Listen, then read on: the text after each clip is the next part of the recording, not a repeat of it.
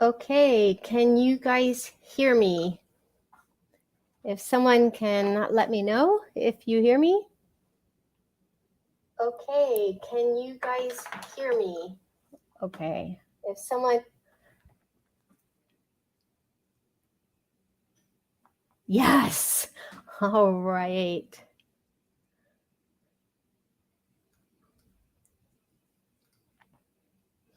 All right, welcome to the Analytics YouTube Live, the first Analytics YouTube Live.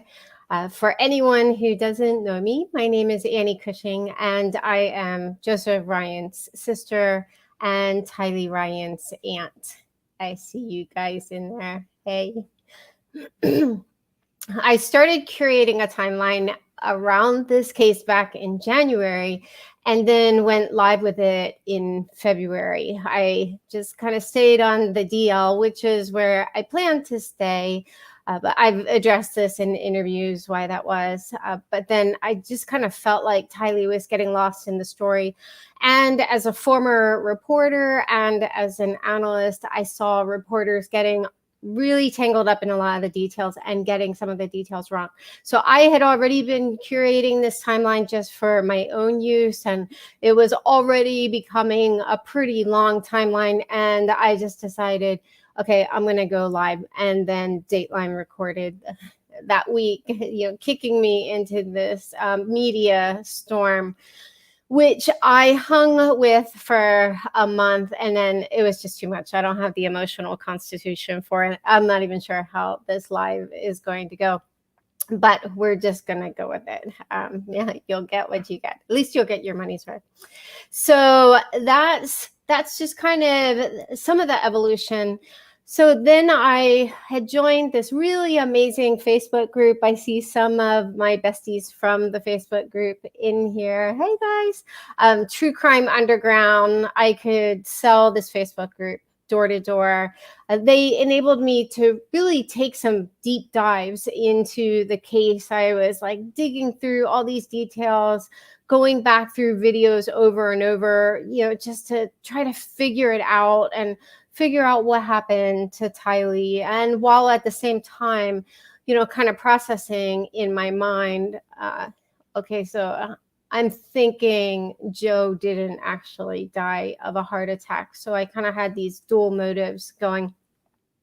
So then in May, the Cox family kind of had this media blitz where they went from radio silence to all of these interviews. And it was really bothering me because there were lots of conflicting stories between them. They were conflicting with each other. Sometimes they even conflicted with themselves, which we'll actually see an example of. Actually, it's not someone from the Cox family, but you will see quite a bit of that in these YouTube lives.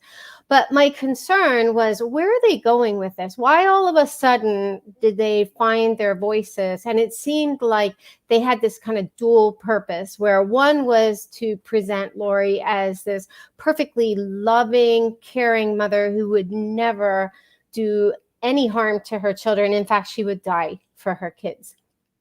And then there was this other objective it seemed to me, where they were offering up my brother as a new object of hatred. So he was this pedophile. He did all of these horrible things. And so I was just kind of ruminating over this. And my primary concern was that perhaps maybe this was motivated by some kind of desire to go for a hung jury, because this case was already confusing enough, with lots of twists and turns and very difficult to follow. He said, she said, documentation all over the place. Plus, the stuff they believe is just beyond bizarre. Like, you can't even make this stuff up. I mean, even for 2020, it's crazy. So anyway, so going back to the interviews, I just thought, how could I flip this? How could I in some way kind of turn my curation efforts more toward these interviews. So I had this idea as an analyst. I thought, okay, well, all of this information is trapped in video and in screenshots. So that is the most unstructured of data that you can have. We call it data because there's information, but it's unstructured because you can't access it. You can't search it. You can't really do anything with it. So with my group, my tribe, my true crime underground people, we started this GoFundMe and started raising money to transcribe all of these videos into text. And then I, along with the help of an assistant, took all of this text and started putting it into a database format. And then I built this dashboard. And I already have a video about the dashboard, but that's just kind of like bringing you up to speed. So now what I've been doing with the dashboard is taking it and telling the story. So originally when I started building this, I was thinking more for the sake of reporters and maybe documentary producers and law enforcement. They would be able to search and find anything you needed to find, even if you were just nominally familiar with these interviews, because you could just say, show me anytime someone from this group, one of these group members mentions the word zombie, or probation, because they believe in multiple probations, which is multiple lives. So anyway, so I now am just taking it and telling the story myself. The first video I didn't do as a YouTube live. I just kind of trudged through. But the second one, I was just having such a difficult time kind of pulling together a video while speaking into a void. And I kept like starting over because I was like getting emotional and stuff. And so I thought, you know what, I just need to do a live. I need to have the energy of other people and just kind of do this. So today we're going to take a deep dive into the events leading up to Charles Vallows' death. Charles Vallows' death is really a key moment in this story because with my brother already gone, my brother died he was found in April 2018. So he was out of the picture. So there was no one challenging what was happening with Tylee, but Lori had this problem of Charles. And so once Charles was gone, there was really no protection for the kids, and she was able to do whatever she wanted. But there were people who enabled this, and Lori went to great lengths to build up to this. Was not just like a shoot from the hip kind of murder. This wasn't done in the heat of passion. This was planned. I think that there were some false starts. I think that they were planning to kill him earlier, and I'll touch on that in this video. But these events leading up to his death are really important, as are the people who enabled her along the way. So, all right, with that said, let's jump in. So I am going to show my screen.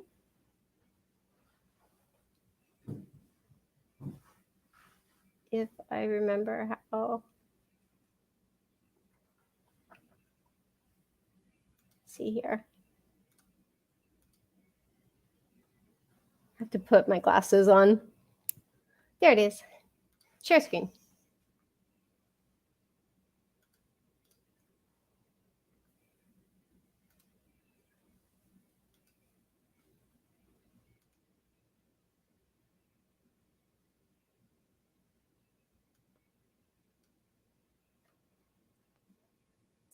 Oh my gosh.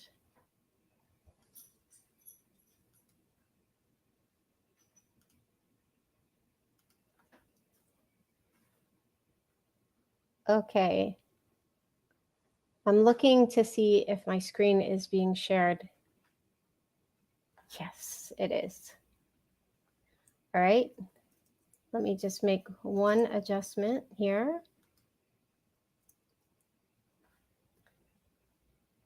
I want to get the chat window out, but it takes a little, there's a little bit of a delay here. Are you guys seeing a picture of a house yet?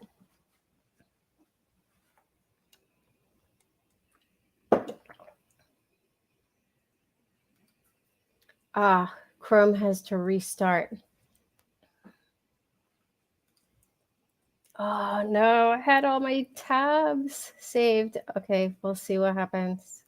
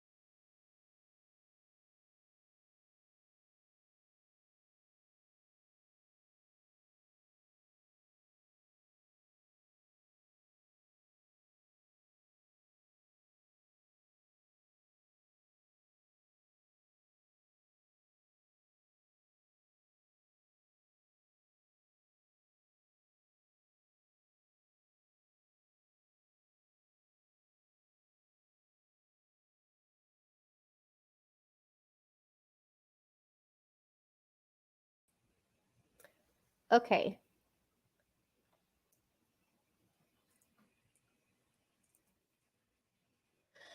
Hopefully this works. I had this all set up and I had to get a new Mac. So here we go.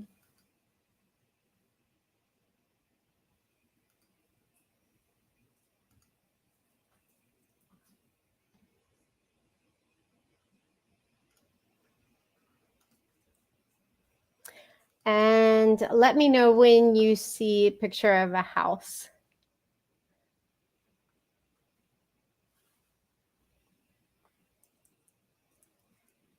I am going to get myself out of the shot and I think we'll be good to go.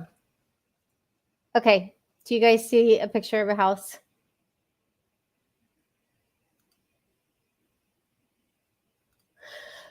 Okay, well, I lost the picture of the house. Here we go. All right. So sorry about that, guys. All right. January 1st, 2019, Lori and Charles move from their home in Queen Creek, which is where they lived when I visited them, and they moved to Gilbert. So this was already kind of an unusual move because, one, they had only lived in Queen Creek for a year. Now, they do have a tendency to hop around quite a bit, but this was just kind of a move down the street. And the other thing that was a little unusual about it to me, I'll just scan through some of the pictures. One, it's a beautiful, beautiful home, but it definitely wasn't like this palatial dwelling like they had in their previous home. I mean, it's gorgeous, but the other home was like 6,000 square feet. It looked like a resort. It had a pool. I mean, it was really, really stylish living. But when they moved, one of the things that was unusual is Charles references in one of the videos that they moved on January 1st. So that struck me as kind of a weird time to move because, one, I mean, you've just gotten past Christmas and they had only been there a year. But then he says in the same video, this was a body cam video that Gilbert police had taken, that their bishop, Gabe Bonilla, and we will come back to him, lived right around the corner, just right up the street. So I don't have proof of this, but I actually think that this was a strategic move for them to move so close to Gabe. They were obviously in, he was their bishop. I think he was also Melanie Gibb's bishop. I'm not exactly sure about that. I read that somewhere. But so here they were just kind of like this group was forming in Gilbert. And this is also where Lori had quite a few connections. So it was to her benefit to live in Gilbert. So just a second. I just have to adjust one thing here. So one of the things I want to do is kind of go through the players I'm going to be talking about in this video, because I think it's important to understand who these people are and the impact that they have on the story. So first up, we have Melanie Gibb. If you've been following the story at all, you're at least somewhat familiar with Melanie. She also, had almost taken a vow of silence. She says she was in hiding, but she was just living with her boyfriend. So I don't know why these people keep saying they're in hiding when everyone knows where they are. But that said, she wasn't granting interviews or anything like that. And then all of a sudden, she had a lot to say. She was interviewing with everyone. And a little bit of background with Melanie, she and Lori did a podcast together. So this was them. Let me see if I can hide this. There we go. So this was them, obviously all mic'd up and ready to start their cult. So she was Lori's, from all appearances, she was Lori's best friend, and she was also her ride along. And one of the things that is also kind of unusual about Melanie is that she seems to be the only one that we know of who was familiar I don't know that she necessarily knew what was going to happen to all these victims, but she was told by Lori and or Chad that they had all, Melanie said in her interview, that they had all at one time become zombies. So I just compiled a video from some of the different places that I pulled from the dashboard. And I'm just going to kind of go systematically through the different victims in the order that they were killed. Melanie said in her interview with Nate Eaton of East Idaho News that Lori and Chad didn't start using the term zombie until after Charles had been shot, but she references Charles as having been identified as a zombie later in her interview with Keith Morrison of Dateline. Melanie, at the time, could scarcely understand what happened. Lori had told her Chad's prophecy that Charles would die, but shot to death? I'm thinking he's going to pass away. Like they would have a prayer, maybe the spirit would leave and his body would just die. You know, if it was really true that there was, if he was a zombie. And yeah, I just I didn't see that coming. Next up, we have Tylee and JJ. In September 2019, they began to gather. The end times prophesied by Chad getting closer. On September 1st, Lori abruptly moved with JJ and Tylee from Phoenix to this townhouse in Rexburg. Brother Alex moved in just around the corner. Lori's niece right next door. Chad was a short drive away. On September 8th, Lori and the kids with Alex drove to nearby Yellowstone National Park and took the last known photos of Tylee, just days before her 17th birthday. And when Melanie Gibb came to Rexburg for a spiritual conference 2 weeks later, did you see Tylee there? No. What did Lori tell you about where she was? She told me she was at BYU, Idaho, going to school with some friends. The BYU Idaho campus is just up the hill from Lori's townhouse. I was like, she got her into BYU. I wonder how she did that. Melanie knew by then. Lori told her that Tylee had been declared a zombie. Chad had told her, she wasn't made a zombie just recently. She turned a zombie back when she became a difficult teenager. Difficult teenager? Who knows? And JJ? Just a few days before Melanie's visit, he had been seen on his neighbor's Ring doorbell video playing in the courtyard with a friend. And he was there when Melanie arrived, but listen to what Lori told Melanie.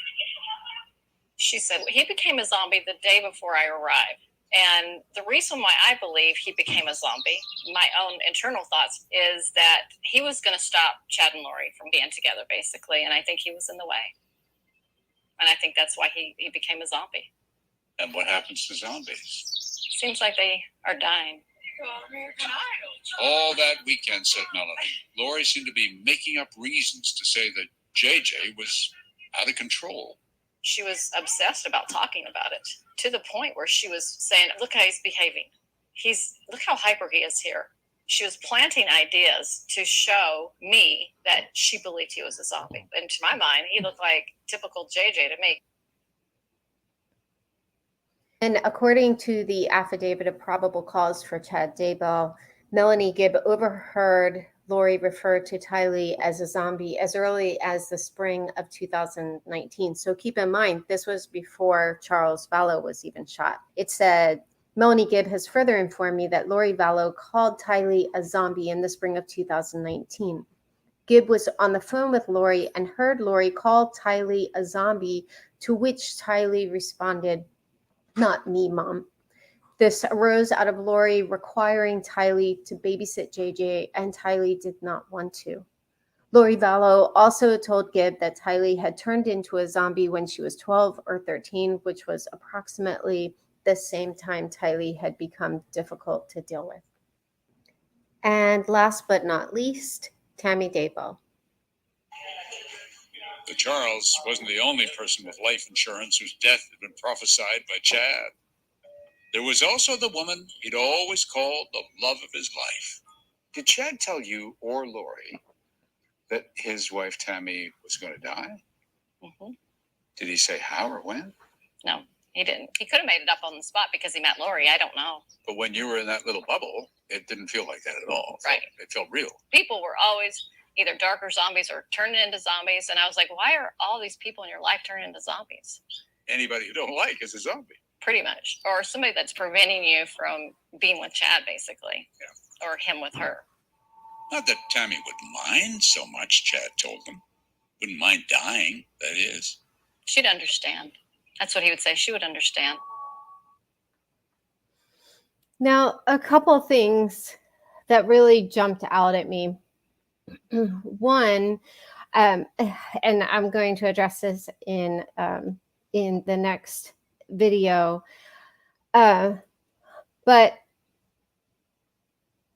I forget the other point that I was going to make. Yeah, you know what? I'm just going to jump right to the next video because, oh yeah, this was the point.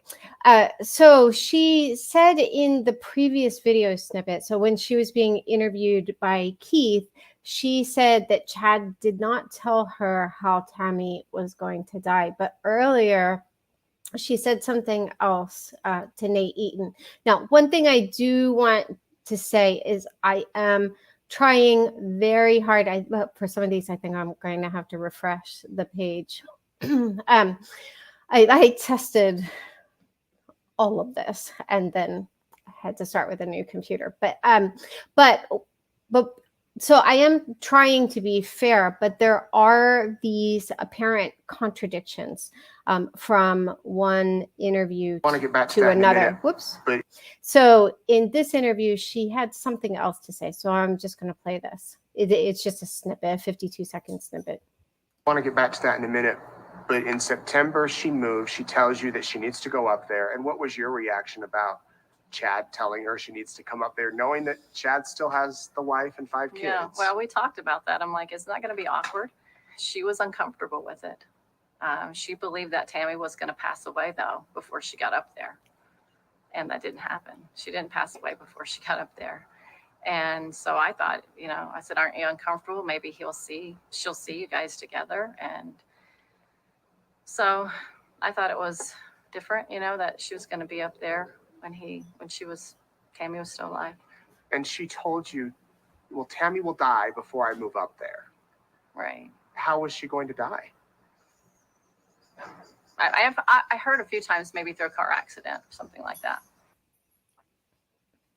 Yeah, so here she says that she heard a few times that it was maybe going to be through a car accident. And that is also confirmed by Angela Stone, which we'll also get to. I think I'm going to get to that in this video. I'm not exactly sure, but she said the same thing.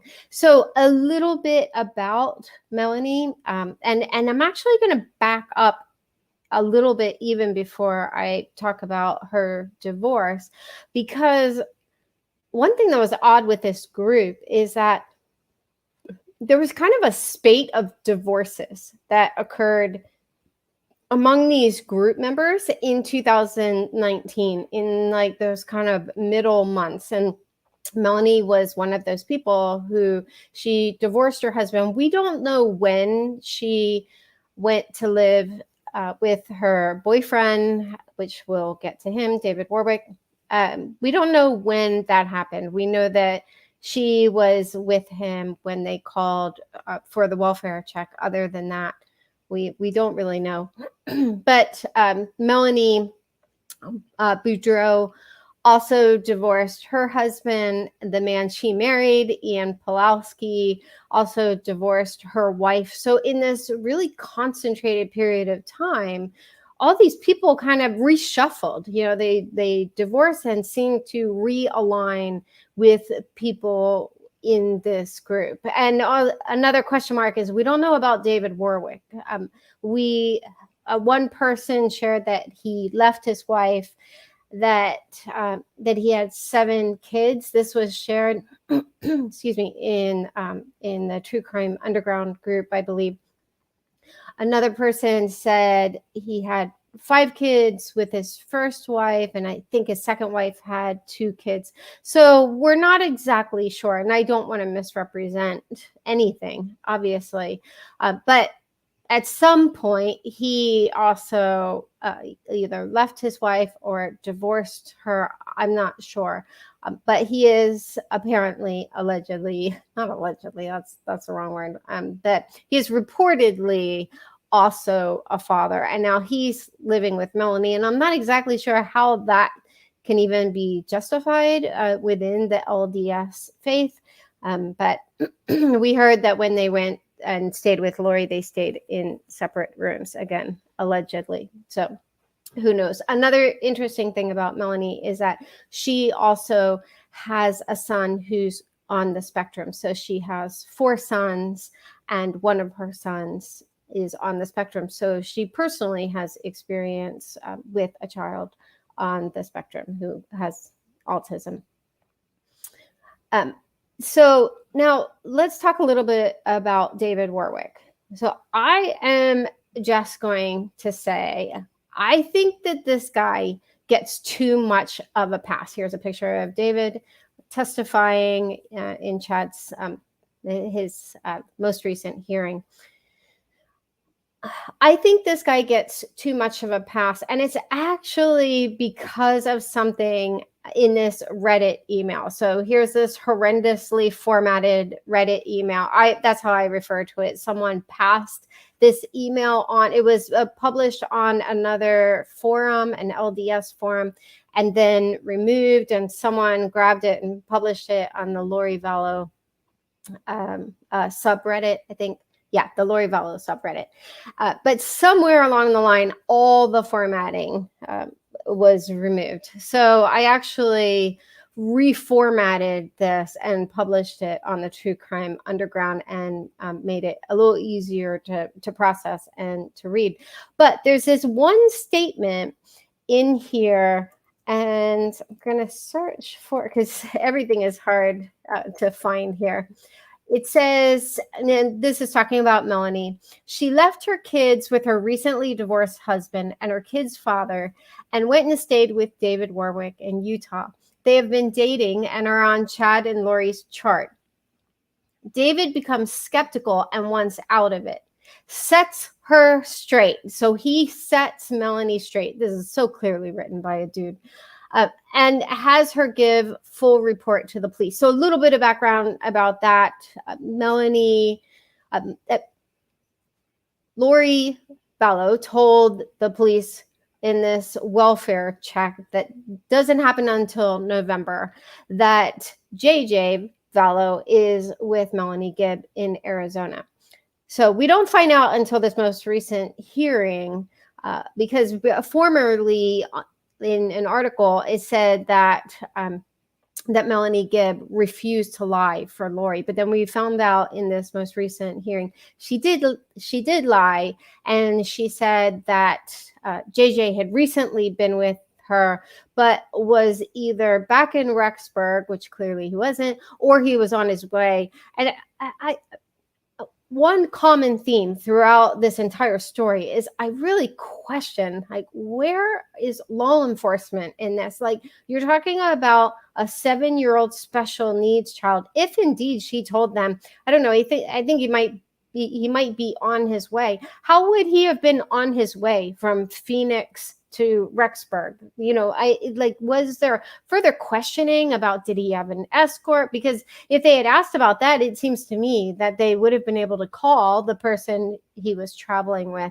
But there are just a lot of unknowns there. So eventually 10 days later, she comes clean. And well, I think before that point, at some point, it might have been the next day, we're not exactly sure, I don't think, that she did say that he hadn't been with her. But then 10 days later, she circles back with Rexburg police. So Rexburg Police Department was trying to get in touch with her. She wouldn't pick up the phone all through the day. So Rexburg reaches out to Gilbert. They try to contact her. She doesn't pick up. Then they send officers out to her house. She doesn't answer the door because she says she's with David Warwick in Utah. And she eventually returned their call, I think, later that night. And then that's when she said that JJ had recently been with her. And then I think she called back the next day and said that he hadn't. But she didn't at any point in that, to my understanding, ever touch base with anyone from Rexburg Police Department. Then 10 days later, she reaches out to Rexburg and lets them know that both Lori and Chad had asked her to lie for them. So that's a little bit of a background. there. But this is this whole thing of he sets her straight. Now, one thing I will say about the Reddit email, and I've said this in lots of posts that I've written, I've talked about this Reddit email quite a bit, and I do think that it is largely pretty reliable. There are a couple things that are off, but one of the reasons I thought that this somehow in some way originated with an insider is there were details that hadn't been released to the public that were touched on in this Reddit email. So I do think that it has a fair amount of credibility. And I could also tell that Nate Eaton was using this Reddit email, or at least it appeared to me that he was using it as a springboard to his questions with Melanie. And at no point did she say, dude, wait, what are you talking about? Like that didn't happen. Like the interview kind of moved along smoothly. So because I was so familiar with this email, I was like, oh, okay, yeah, I think he's basing a lot of his questions on this email. But just the fact, if indeed he set her straight, which that just, that even just that terminology bothers me. It just reeks of sexism.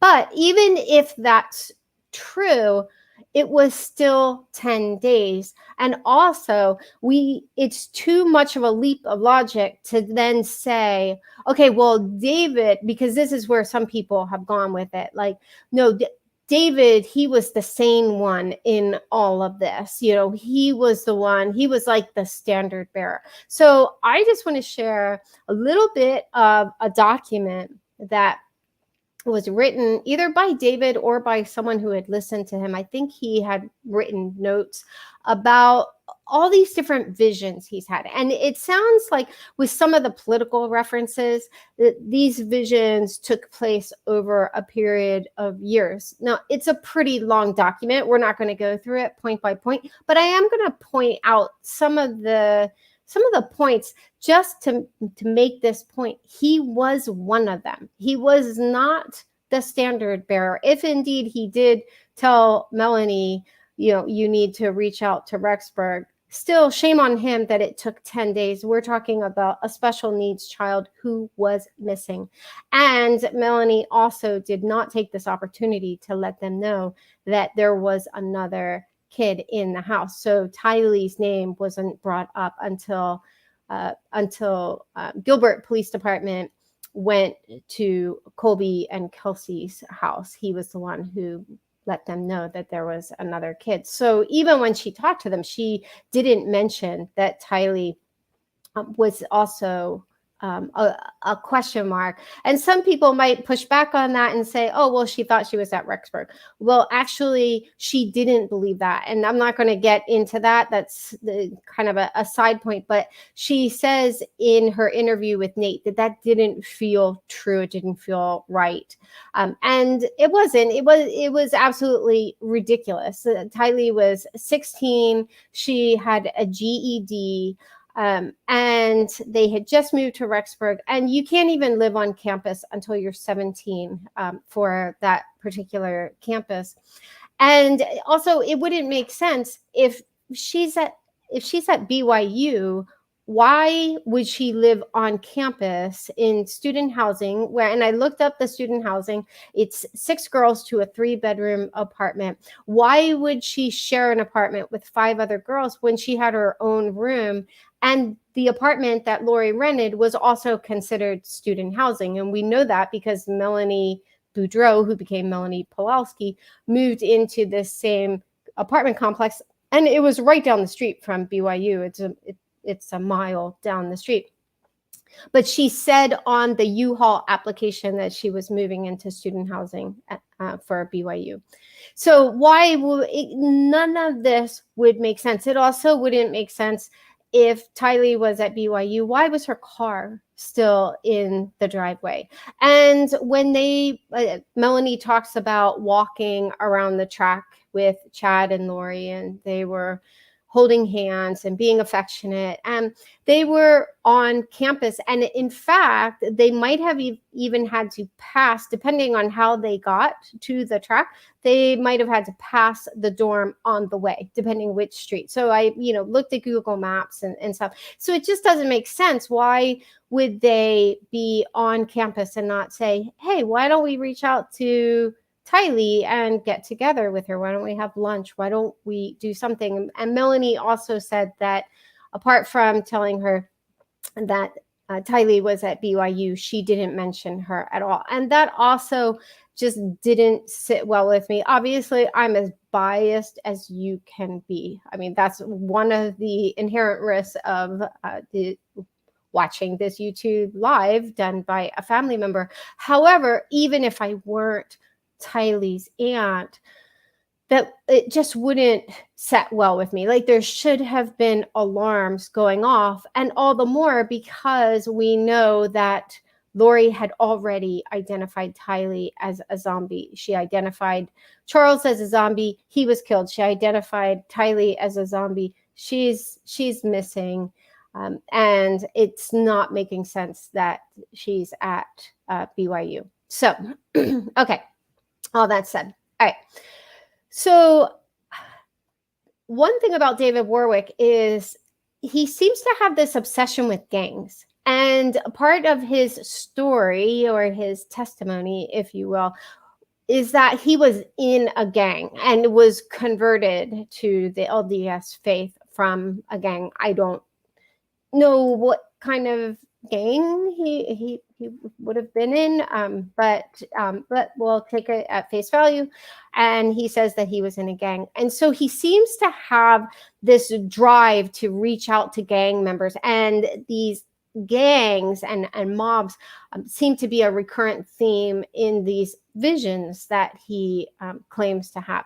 So in one of them, he said he has this is written kind of in shorthand format. So these aren't like complete sentences always. And another odd thing to understand is that he is speaking about himself in the third person. So when you hear he refused, he's actually talking about himself, but it might have been someone else taking notes.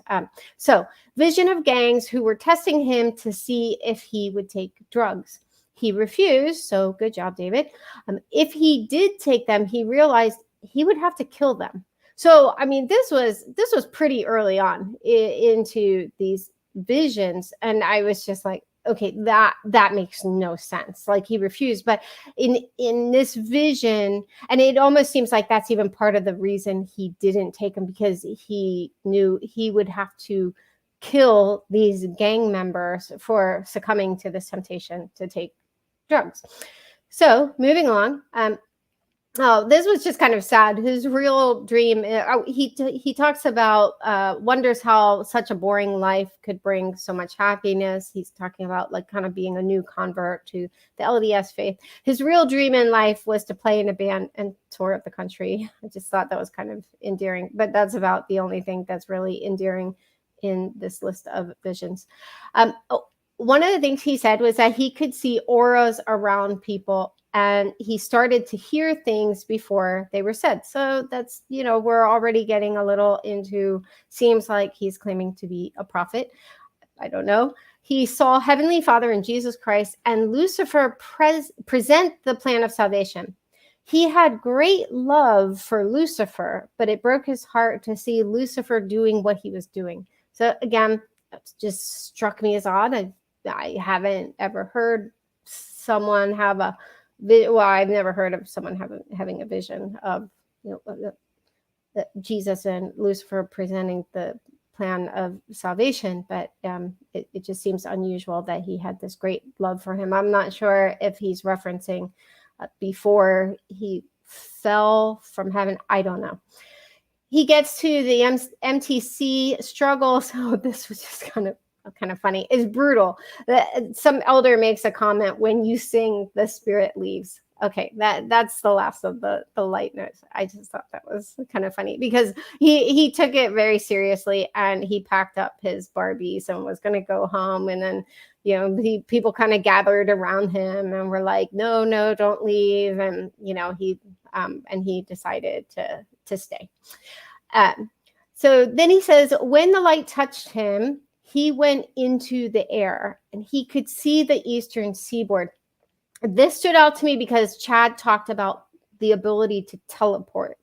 And in one of these videos, we're going to get to Ian Pulowski's document that he wrote, because he goes into really specific detail about these unusual powers that Chad claimed to have. But one of them was this ability to teleport. He goes into it. I think that's what he uses the portal for, also to visit with Lori. I don't know. But this was just kind of a question mark. Is this a reference to teleporting? Angel points to a man. Man is focused on a woman. He has the ability to discern heart and thoughts of that man. It was horrible. We can only imagine what he is thinking. Light came across the seaboard and everything was destroyed. So sucks to be me on the eastern seaboard. So the eastern seaboard is just destroyed.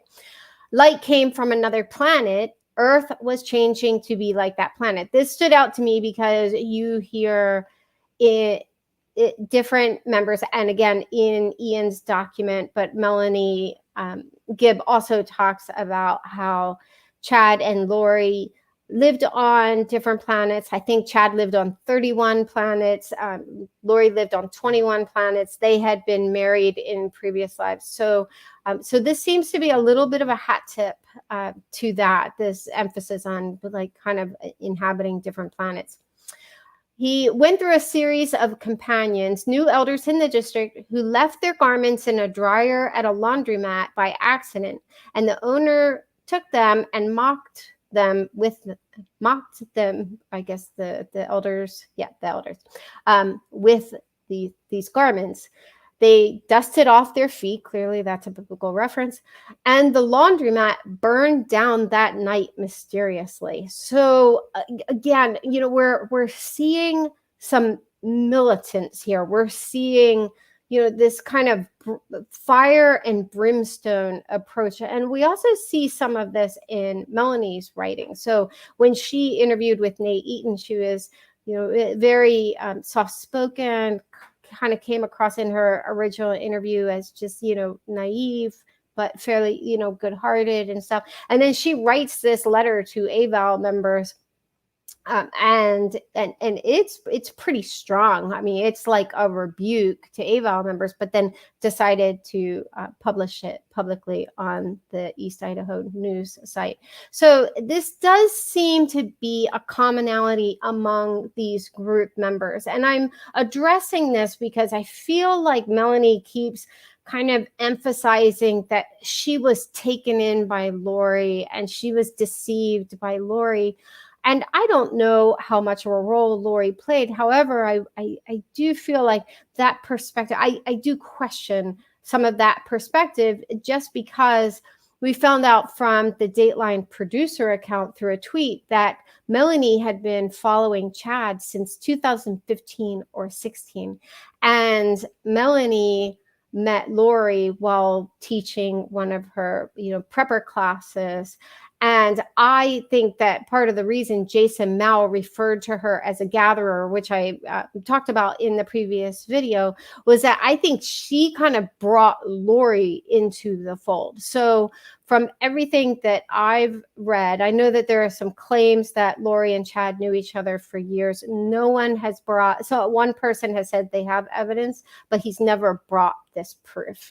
So I discount it pretty significantly. And another reason is that if you watch the body cam video of Charles, he pinpoints almost to the week 2 different kind of seismic shifts in their relationship, that there had been a downturn, I think several months before. That was when she apparently met Chad. And then I think it was, as she said, in the past couple weeks or the past month, I think he said things really took a turn for the worse, and we'll talk more about that. So anyway, all that to say, all of these different people kind of have this mindset of, you are either on our side or you are against us, and there is like certain damnation.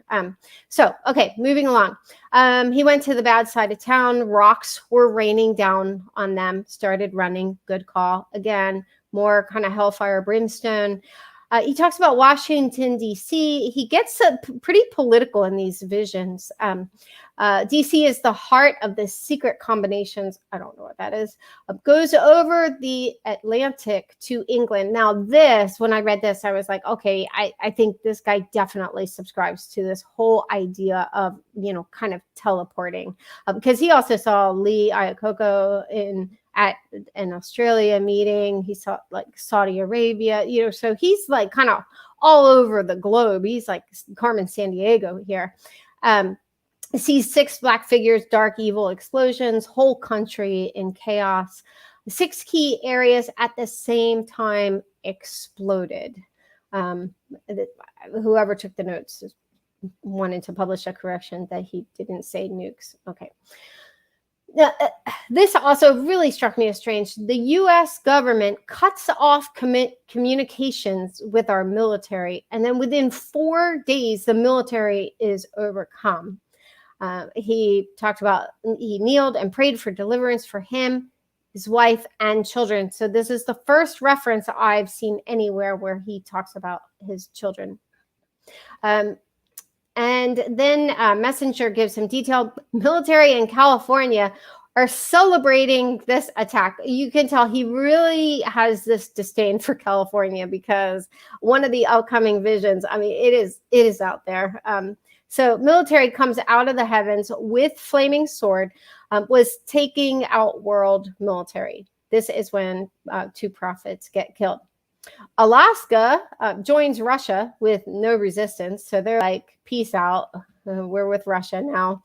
The ground swallowed up all around them. And the group was saved by angels with their arm to the square. I don't know exactly what that means, but you see this, common theme of like those who are opposed, the ground swallows them up, fire comes down, rocks come down, they're overcome. I mean, it's total chaos. San Francisco, he talks about a flood comes, actually a tsunami. He knew a tsunami was coming. He climbed high on a bridge, saw dark ocean coming, covered whole bridge. San Francisco was underwater. Transamerica building was about 2/3 covered. Wave continued on to Oakland, so that's a pretty impressive tsunami. Saints are running from the mob. Men send women north with the body of the saints. Few men stayed. When mob gets close, men run into this theater. Mob follows them. Heartbreak to see his friends sacrifice themselves. So I'm not sure what that is about. But then this beam of light comes down. The brethren walked out, and the mob collapses in fear. All right, moving on to California, and we're almost finished here. People resort to cannibalism. So damn California. But only live, healthy bodies, not sick or weak ones. So if you have COVID, you're safe. No one's going to eat you. Members, and this I thought, man, when I read this, I was like, wow, tough crowd. Members were being lightheartedness. I think he meant lighthearted. There was insincerity, joking, kind of sounds like True Crime Underground. But he was shocked that these people were LDS. And goes on to talk about their fate.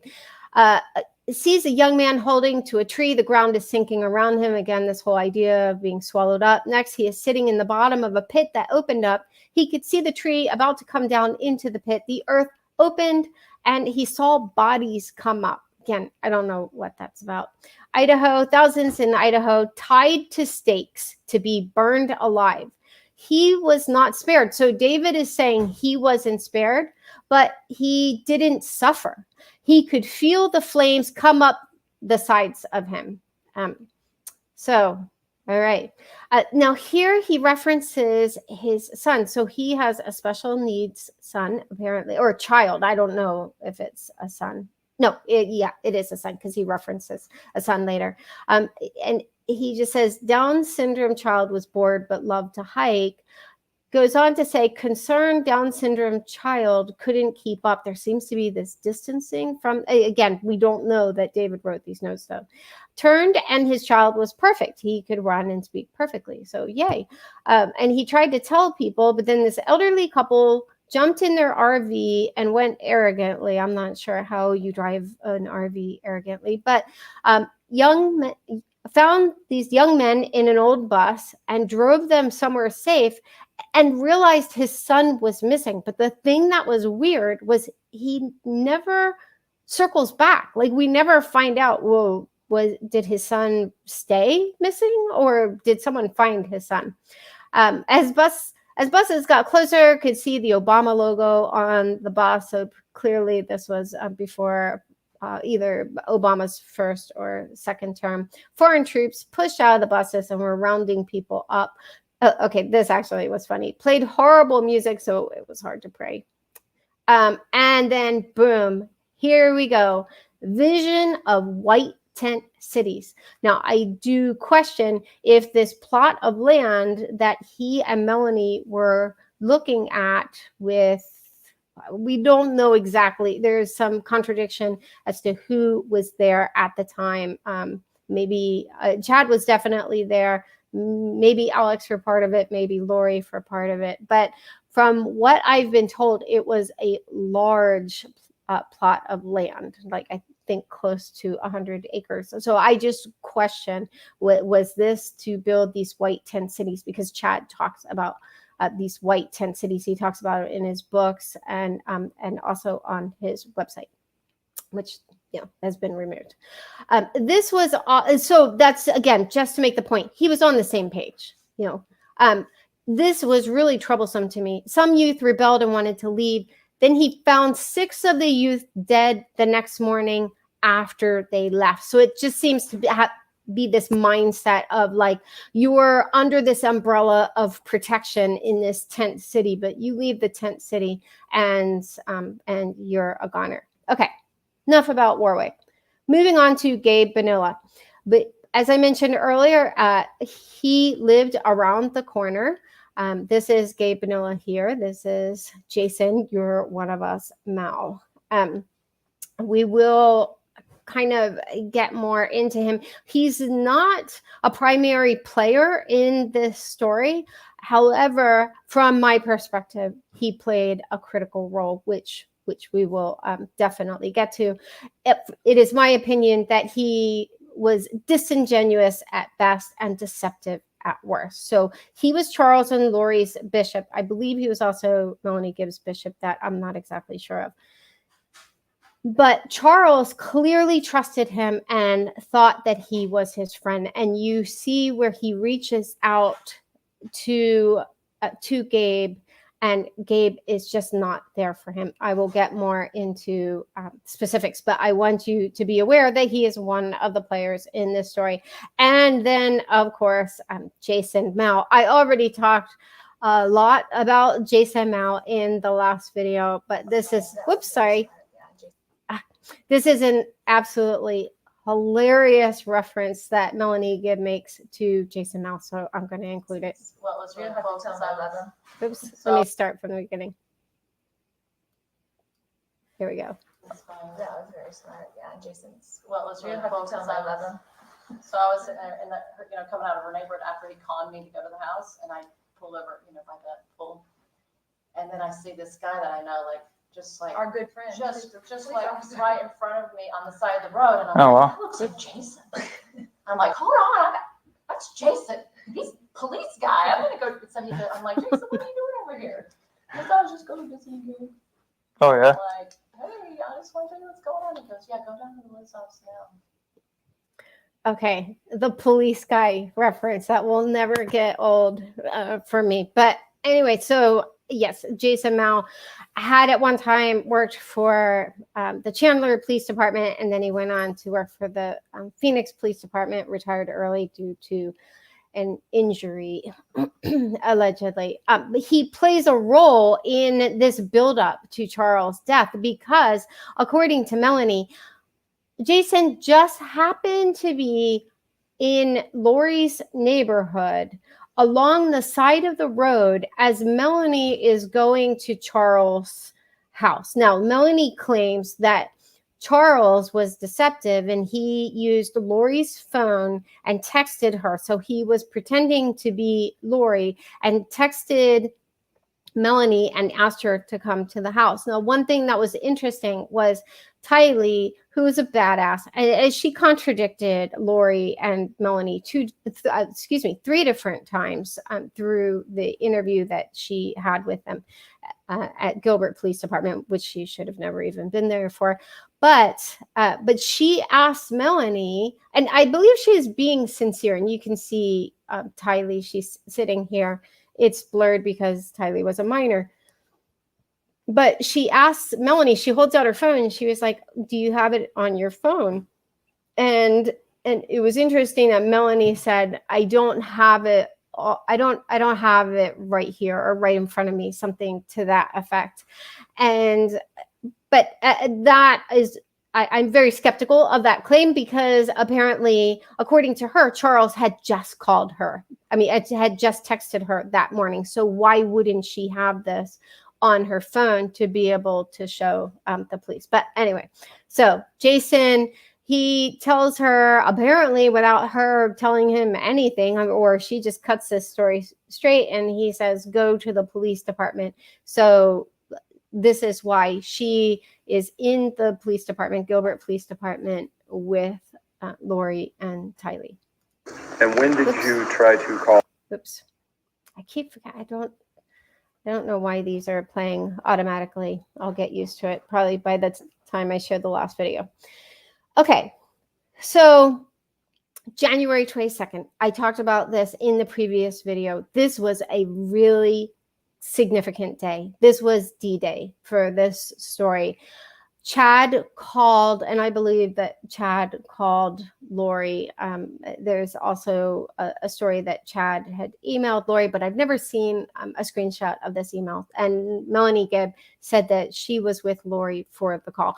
In one way or another, Chad contacted Lori and on the 22nd and said that Charles was dead and had been overtaken by an evil spirit named Nick Schneider. I took a deep dive into this in the last video, so you can go and check that out.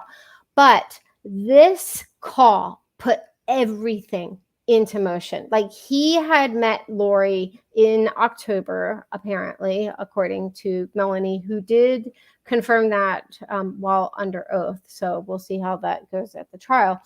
But according to Melanie, they met in late October, and then he stayed at her home along with some of the other group members and some other people for a conference in November. And it was clear he wanted her.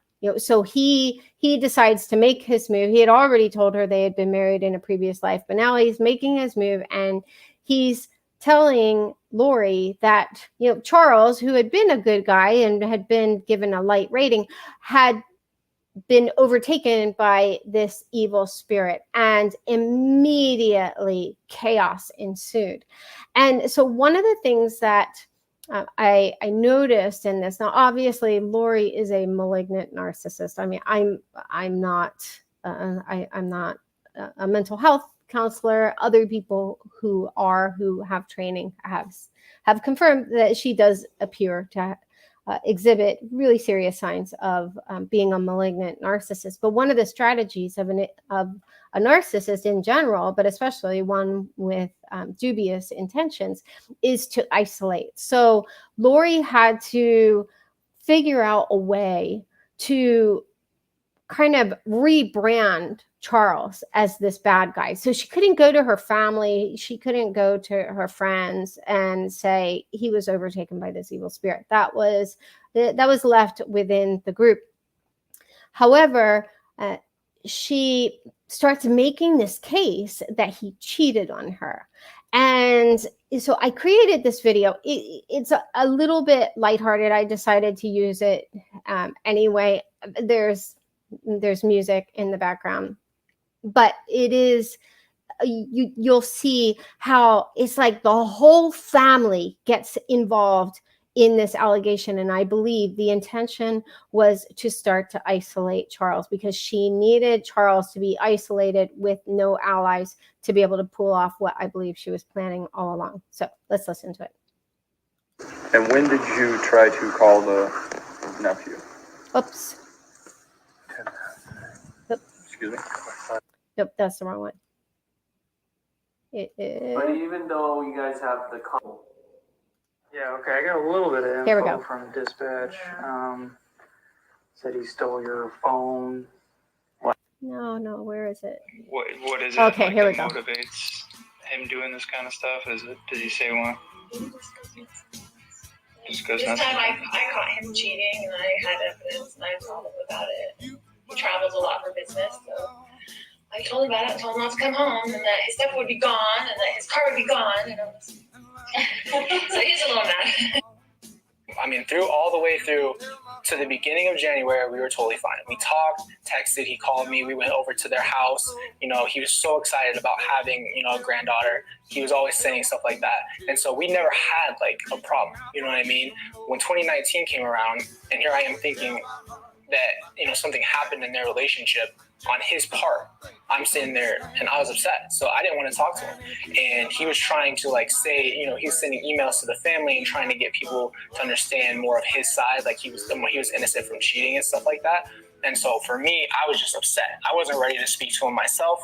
I was just angry. And so I wasn't in a place where we were talking back and forth. So we had not really talked since right in the middle maybe of February, when he had called me one time and tried to like, you know, talk to me a little bit. And that was kind of the last time we talked on the phone or any type of contact.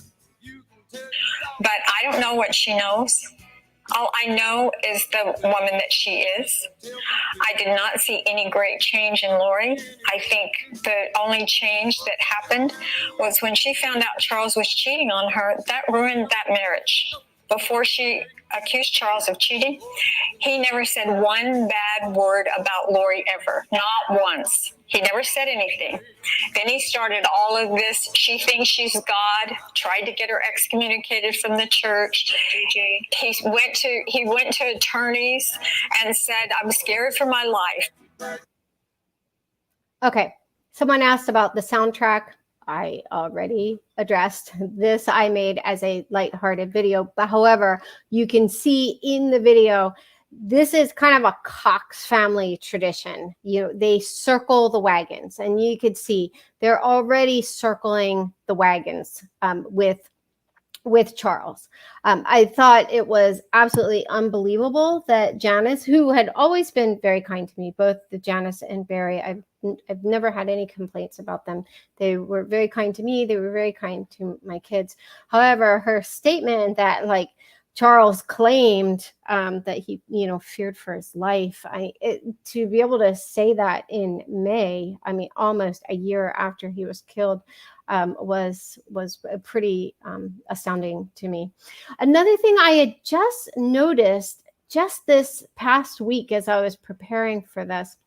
Now, Lori's nephew, Zach Cox, lived with Lori and Charles. He was living there when I visited. Super nice guy. I remember when he was young, he and his dad went on one of the vacations that we shared together as families. And I'm only showing this part of it because the timing turns out to be inexplicable. So, and it just speaks to Lori isolating Charles. And you can feel the frustration that Charles is experiencing because he has no idea why his world is being turned upside down. So I am not doing this to isolate or in any way shame Zach.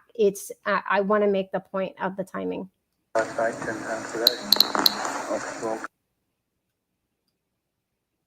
And when did you try to call the nephew? 10 times today. Excuse me? Last night, 10 times today. Okay, well, he won't answer. No text. Okay, text. Last time they answered me was Tuesday. But you were home Tuesday, right? Or you left Tuesday morning? I left You left Tuesday. Tuesday morning. It was last Tuesday. Okay. And yesterday, no word from me. No word from Tylee, my daughter. And your daughter live here too?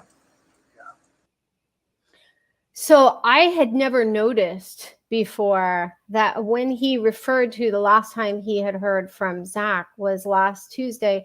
This week I opened up a calendar and I was like, oh my gosh, that was January 22nd, because this happened on January 30th. So it just happened to the timestamp. It shows the 31st because it was the wee hours. But Charles came back on the 30th. So I don't know if Lori had Zach move out or what happened there. I'm not saying that Zach intentionally isolated Charles. He got caught up in the friendly fire. I'm just saying January 22nd, you just see it again and again. Now we're going to, again, I don't want to have to try to build all of these up. I'm not in any way trying, I am trying to be fair to everyone involved here. But I thought that this was significant because Colby had already made reference to Charles being excited about having a granddaughter on the way. And it never occurred to me until I was preparing for this video that this all happened right before Colby's daughter was born. So it appears, piecing together what Colby says in this snippet, it appears that Charles never actually saw his granddaughter. So I'm just going to play it. But even though you guys have the contact has decreased at this point in the spring, you're not thinking that, you're just thinking, hey, I have my own family now. At this time, do you have your baby yet? Yeah, so in 2019? Yeah, this is now spring. So we had her in February. So, right after the stuff happened with them in the beginning of the year, we had Riley like a couple weeks later. And so there we are, like brand new parents trying to figure everything out on our side while this is all going on. So that's a big part of the step back. You know what I mean? We're trying to do our own thing and trying to figure stuff out while this is all this drama is going on behind us. So it was just like, it's really tough to balance that. Your grandparents come and you just had a baby. I'm sure they were still happy, even though there was drama. But yeah, Charles and Lori came, saw your baby. So at that point, I think she hadn't left yet, or she had come back. I'm not sure. She came to the hospital that day, but Charles was not there. Okay, a couple of things struck me as really sad here. First of all, Colby's position. Here they were, new parents expecting their first child. And typically you can rely on your parents to be there to help out. Obviously first child, that's very, very challenging. And this was the time that Lori decided to take off because Charles, one of the allegations that Chad made was that when this Nick Schneider overtook Charles' body, he began violating her as well as her family. So Lori hits the psycho panic button and takes off. But we know from, I had an interaction with April, who was Lori's friend in Hawaii. We'll hear from her that Lori didn't just take off for Hawaii when she left the house on January 29th. We know that she stayed with Alex for part of it. Then Alex and Lori had a big blow-up fight. The only publication that covered that was the Daily Mail, but it does actually seem credible. And I suspect that this was when Lori was living, after Lori had just left Charles, because there's also, there are details out there of these servers trying to serve her with divorce papers, and they saw her car and Alex's car in the driveway of the home Alex was staying in. But they weren't answering the door. So she stayed with Alex for part of it. Then she goes to Hawaii, but she didn't just stay in Hawaii the whole time. According to April, she was back and forth. I don't know how many times, but it appears that she at least came back to Arizona when the baby was born. She went to the hospital. Charles did not go to the hospital with her. And we also know that the last time Colby and Charles spoke was on the phone in February, and then he never talked to him again. So it sounds like Charles never actually saw his granddaughter, which is like next level narcissistic isolation. Like you don't even get to meet this grandchild you were excited about. And just having seen Charles with his kids, with my kids, and then especially with JJ, this grandbaby would have been spoiled silly. I also feel incredibly sad for Colby and Kelsey, because I was in that position of not having someone who came and helped out with like having when I would have a new child. So, it's one of those things, if you haven't experienced it, that might be a detail that gets glossed over, but that had to be unbelievably difficult. And she was incredibly selfish for doing all of this at such a critical time in her young family. This was her first grandchild. Okay. So, all right. So, next up, there are some comments that people made in these interviews. So I did a search for cheating, or the word cheat, and it seems to me that he did. I don't know if Charles cheated on Lori or not, but there seem to be these references that indicate more that she found porn instead of catching him in like some kind of relationship, like an email exchange or something like that. And these are pretty quick, so I'm just gonna play these, and again, you decide for yourself. But in this first one, she's back in this interview with Gilbert Police Department, and she makes this kind of nebulous general reference, and it almost seems to me like if she actually said what she found, these guys would be like, okay, whatever, I think we're done here. What happened? Your purse? Yeah. She does what happened. Okay, So, whoops. Yeah, okay. I got a little bit of info from dispatch. Said he stole your phone. What happened? Your purse? Yeah. She does what happened. So yesterday, I got in an argument with my husband on the phone, and he was in Texas working, and I found some stuff that he'd been doing, so he was really defensive.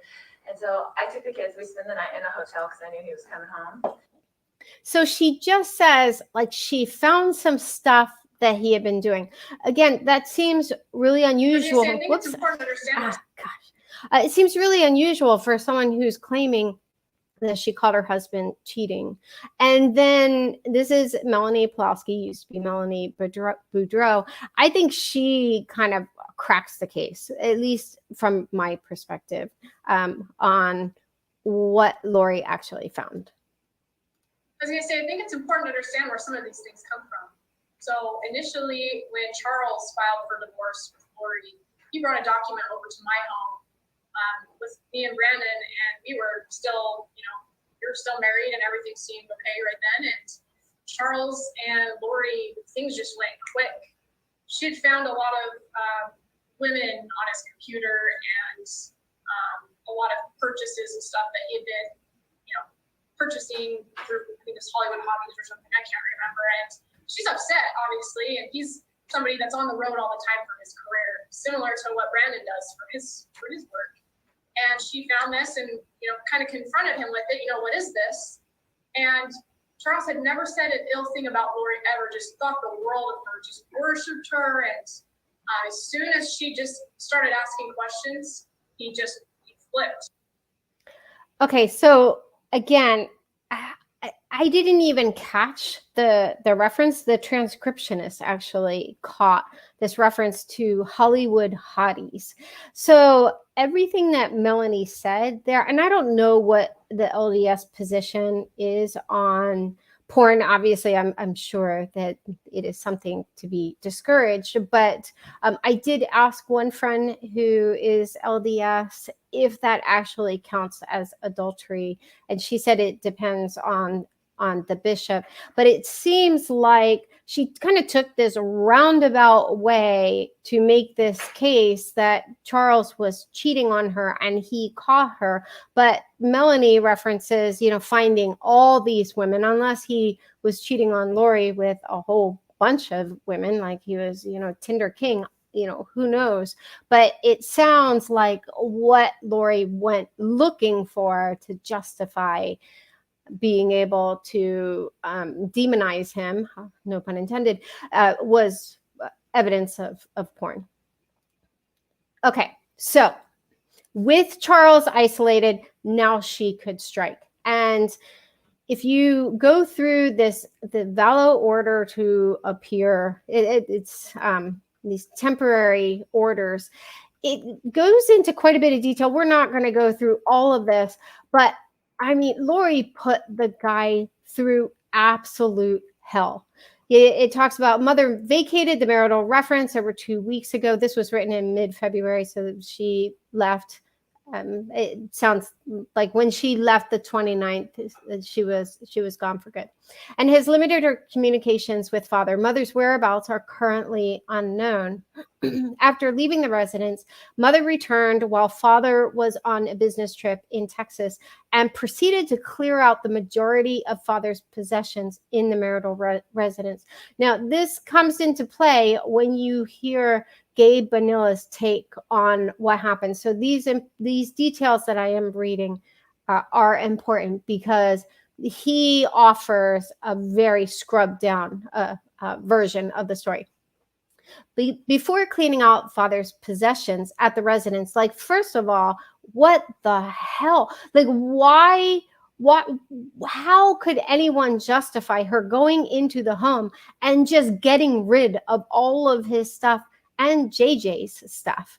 But we'll continue. We'll continue on. Mother canceled father's flight home from Texas the day of the flight.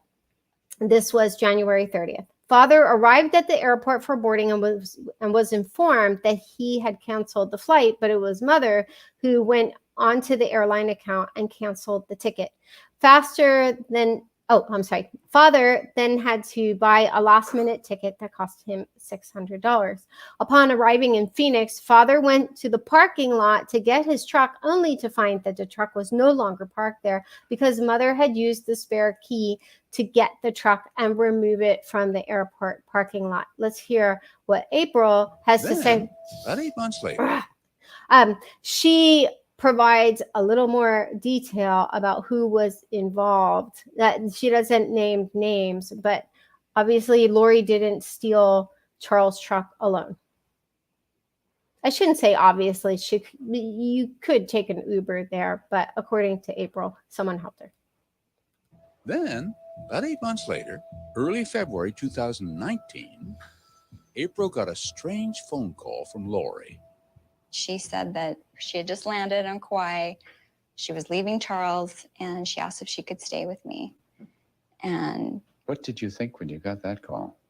I thought they're having a fight. It's going to blow over. But the Lori who came knocking at April's door, daughter Tylee in tow, but no JJ, seemed almost like a woman transformed. She was very different. She seemed very disorganized and very... Manic? A little manic, yeah, definitely. Saying that Charles had an affair and that she was leaving him. And it just kind of didn't sit very well with me. Because, Charles was a friend of mine too. For whatever reason, sure. I felt like he was being portrayed as a villain. And in my opinion, he wasn't. Lori was the one who seemed to have changed. She gleefully recounted how she'd sabotaged one of Charles's business trips. while he was gone, she canceled his flight, his return flight. She and another friend went to the airport and took his truck. So I would proffer, given Melanie Gibb's involvement in all of this, going to the Gilbert police station, meeting up with Jason Mow, obviously not by chance. We don't know. That may come up in the trial, but I would proffer that Melanie was the one who helped Lori steal Charles' truck. So I question, why steal his truck? Because we find out from the divorce papers that she eventually told him where he could find the truck 3 days later. So I'm just going to put this out there. I actually wonder if they had someone tamper with the truck so that he would have a car accident. The reason I question that is that there just doesn't seem to be, other than just causing him absolute misery, there just doesn't seem to be any strategy. Like, why take his truck, but then only take it for 3 days and eventually tell him where he can find it? And Melanie was also very deceptive with the Gilbert Police Department. She references Charles having this Bronco, and she didn't know what that was about. So she's painting this picture of Charles as being like sketch and scary. She talks about like the locksmiths were there, and she was just glad someone was there. And Lori and she both said that he had kicked in the door the night before. And you actually see from the body cam video that Charles did not kick in the door. A police officer kicked the door in with Charles there. Charles did attempt, and I almost showed that video, but it is just so sad to watch a 63-year-old man try to mule kick through a deadbolt, and you just see him just melt in frustration. If you search the dashboard for the word mule, you'll find the reference, and the dashboard has like the minute marker and a shortened URL. So if you want to watch it, you can do that, but it's just really sad. So he had a police officer kick in the door because he couldn't get in, because he would leave his keys and his wallet in the truck. So I guess when he traveled, he probably had like a smaller wallet or something like that, but he didn't have his keys. He just used the combination. So he didn't have his truck. He couldn't get into the house. And Lori had made these threats against him. So Charles was afraid of even walking into the house. But I wonder if they had actually tried to tamper with the car. And one of the reasons I wonder that is they seem to be obsessed with car accidents. Even Tammy, as we found out, and her mother, Lori, just I'm never going to run this. But even Tammy was supposed to die from a car accident, and then when she didn't, she turned into a zombie. Actually, given time, I'm going to skip over this. This is Angela Stone in the Dateline interview. We've already established that Tammy was supposed to die in a car accident. Necessarily. All right. Okay. So I'm going to go back to the document if I can find it. Here we go. Father frantically attempted to contact mother, but it was to no avail. Father ended up taking a taxi to Mesa and then had a friend pick him up and take him the rest of the way. That was Gabe Bonilla. Once home, father discovered mother took father's desktop computer, JJ's iPad, father's clothes and underwear, JJ's clothes, the service dog's collar. I tried to chase down what the significance of that is. I suspect that collar probably had some kind of embedded technology in it, because it doesn't seem to be like a collar you could just, buy at Walmart or something, or it probably wouldn't be in this document. JJ's medication, among other items. JJ has special needs and has been diagnosed with autism and ADHD. He needs his medication. His service dog was amazing, Bailey. He ran like a bear. He's just absolutely adorable. I mean, that is one of these little details that seems so minor, but if you had ever seen JJ with this dog and just how almost inseparable they were, except when JJ was running circuits. It was an unbelievable cruelty. But also his iPad with special developmental apps on a daily basis because they help maintain his routine. And I witnessed that personally when I was there in 2018. They would both, if JJ started to have some kind of meltdown, they would pull out his iPad, and they really used the iPad and these apps on this iPad to kind of help him self-regulate. Mother called father and told him that she and JJ were in a hotel for the night, and she would take JJ to school in the morning where father could pick him up in the afternoon. Mother also told father that she did not want anything to do with him or the children, and that the father could have them because she had more important mission to carry out. Mother also refused to return father's truck, which forced him to rent a car and incur more unnecessary expenses. Mother finally informed father where he could pick up the truck 3 days later. So I skipped over the part about the parties have emancipated children along with JJ. It seems like they started the emancipation process with Tylee, but it doesn't seem like they finished it. I actually wonder if that's part of the reason Tylee talked about having a bat by her bed when she stayed in Alex's home because he traveled. I actually wonder if Lori had her staying at a separate address because in the state of Arizona, a child, in order to be emancipated, has to live at a separate address for a period of, I think it was 3 months. And it appears that all of this went down possibly in the middle of all of that. Okay, so moving on. That night when Charles got home, he first went to this place called Community Bridges, and he gets a mandatory pickup order. And then he calls the police to meet him at the house. He was scared. If you watch the body cam videos, it's broken up into 2 different videos. I'm not exactly sure why. Excuse me. But you see, he's very scared. He's absolutely, actually just distraught. And I do have one video. Let me see. Yeah. Excuse me. It just has to refresh.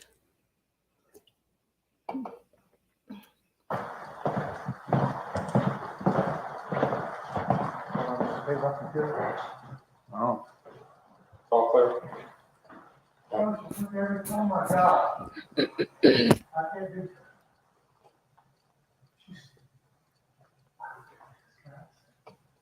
Oh my God.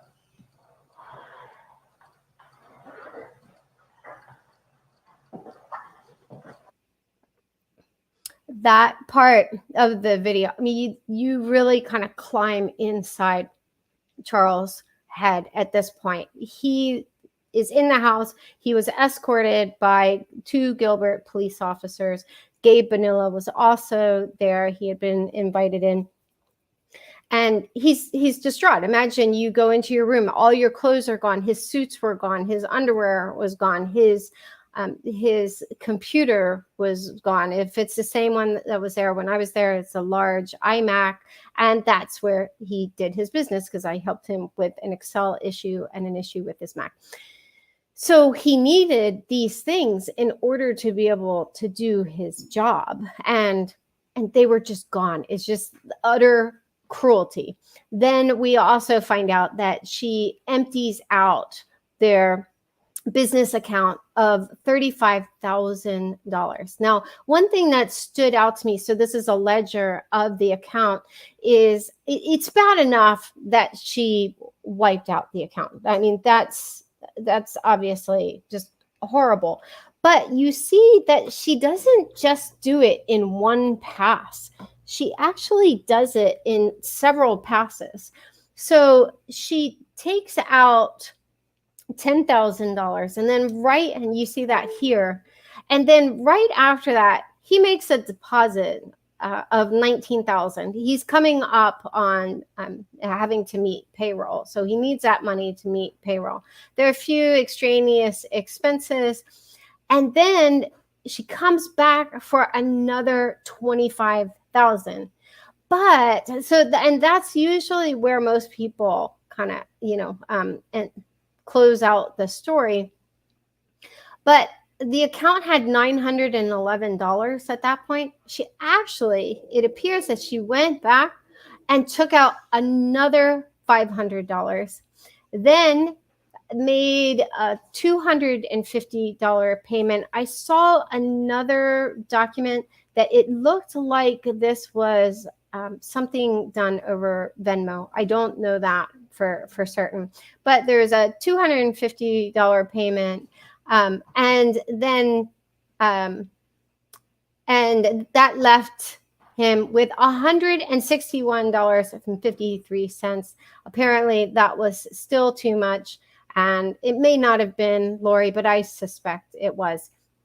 Made a payment to a credit card of $100, leaving him with less than $100. So it wasn't even, it's bad enough that she took out $35,000. That's horrible. But when trying to climb inside Charles' mind, I can't imagine the panic and the absolute confusion of what is going on now. Anyone who has owned a business, I own a business, not being able to, or even just stressing over being able to make payroll, it is a really heavy burden.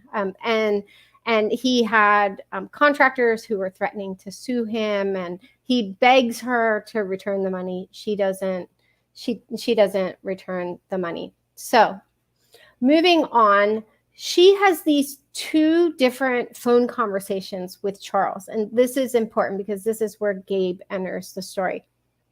The first one was on January 29th. The second one was on January 30th. In both of them, according to Charles, if we go through the divorce papers, we're not going to, she's making all these threats. She's going to kill him. She's going to destroy him. She's going to destroy him financially. He's not Charles. He's Nick Schneider.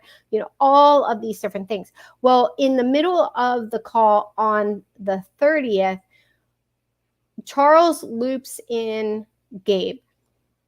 He's desperate at this point, and I think he knows this is so bizarre. He needs a witness. This does not turn out for Charles as he hoped. And this is why I just have so much anger toward Gabe. Like, I just refuse to allow hatred, to take over. But I personally believe that Gabe, I believe that he's probably generally a good guy and got caught up in all of this and had no idea that his disingenuous actions and some of his dishonesty, though he kind of dances on that line, and you'll see just how almost bizarrely he dances on that line, having no idea that one day people would have access to all of this information. He just thought this was all done in like a cloak of secrecy. He talks with the police on two different occasions, and he, in my opinion, he could have saved all of these victims, except for my brother. And I do believe my brother was probably Lori's first victim. And I do believe he was a victim of Lori. I believe he was murdered,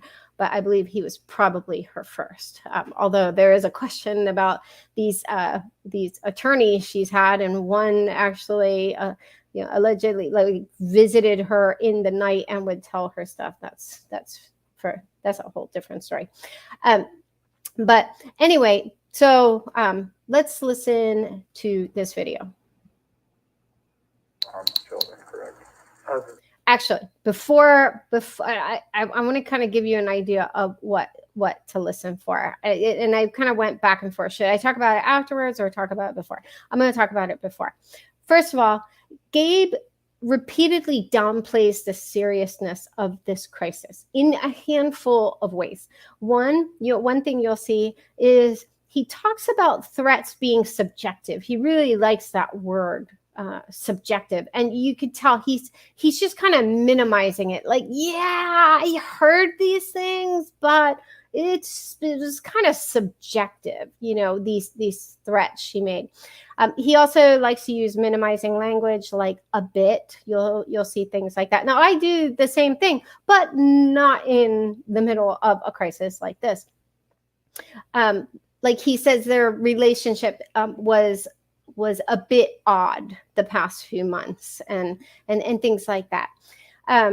And he says that Lori, had done some things to make it difficult for him to get back. Like, he doesn't say she stole his truck and I had to meet him in Mesa. I don't know why he couldn't just go to the Phoenix airport and pick him up there. But, Charles took a taxi to Mesa and Gabe picked him up there. So again, downplay, tamp down the facts, and one thing that really, and you'll hear this right away, Charles is talking to the police, and I don't know why they silenced out the first part of this conversation, but Charles starts talking about, these serious threats, and he doesn't know where JJ is and stuff. And you actually hear Gabe say, like, yeah. But I mean, like, in a really condescending tone. So he's sending a clear message, in my opinion, to the police that Charles is kind of out there. So here Charles is already saying that no one's replying to his texts, no one's replying to his calls, even people who live there. And now, like, kind of his last line of defense is this bishop, and he talks him up. He even tells one of the officers that Lori would probably say that Gabe was also a dark spirit. And listening to that kind of broke my heart, because I was like, false. No, Lori would not have said that about Gabe, because he was part of this group. But it's quite apparent that Charles doesn't realize that when he relies on him. And twice he says something really bizarre. He says that she's not a terroristic threat. So you can listen for that. I don't know if you'll hear both instances in this video. But again, it's like you're taking something that is a very serious threat and you're saying, I mean, I didn't hear anything about her, like, blowing up the World Trade Center or anything. So I think we're pretty good here. So it's like he's straining at gnats to minimize the seriousness of this situation. And then he gets pedantic about the difference between kill and destroy. And you'll see that he does that twice. And he makes this reference to, I don't know, like, she might have been talking about his spirit powers. And I remember when I heard that, I went to True Crime Underground. I was like, whoa, hold up. Is this guy one of them? Like, who says, oh, I thought she might be talking about destroying his spirit powers. And the second time, he won't even mention the word destroy. So he also does not verify the Nick Schneider thing. He downplays it and says that she calls him a different person. And I think he refers to it as like there seemed to be like this disconnect from reality or something. But again, it's like he's trying to walk that line between he doesn't want to outright lie. So that's the part in me that says, he's not like a Jason Mow in this story. And yet he consistently sends this message of there's nothing, move along, people. There's nothing here. This guy's just kind of, all amped up about nothing. So now, having shared all of that and adequately biased you, no, I just wanted to give you things to kind of listen for so that you understand why why I picked the snippet. I'm still incorrect. Other than what she said today. Yeah, when she said it was subjective, I guess. She said, take the kids, I don't care. I don't care what happens to them. Take the kids, I don't care what happens to them. Well, that's not a direct threat to harm. I know. Everything she said it sounded very carefully subjective. But she won't contact me, won't tell me where they are. Is there something I can do about that? Because she's got a intending. Did she say she was leaving or anything like that, or anything like that? She told you not to come back, is what she said.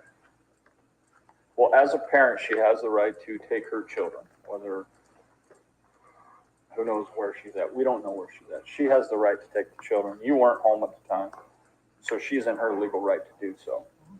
Okay.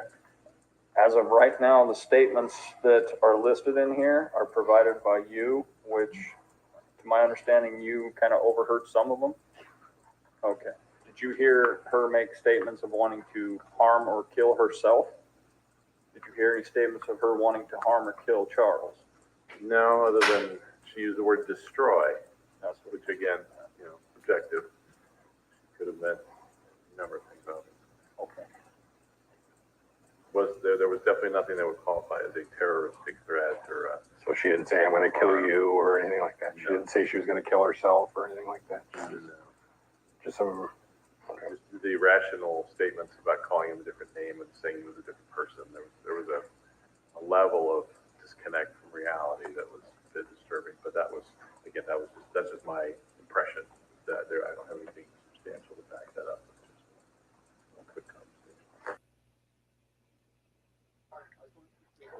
This is the next day. This is Scott Gallus with the Gilbert Police Department. How are you?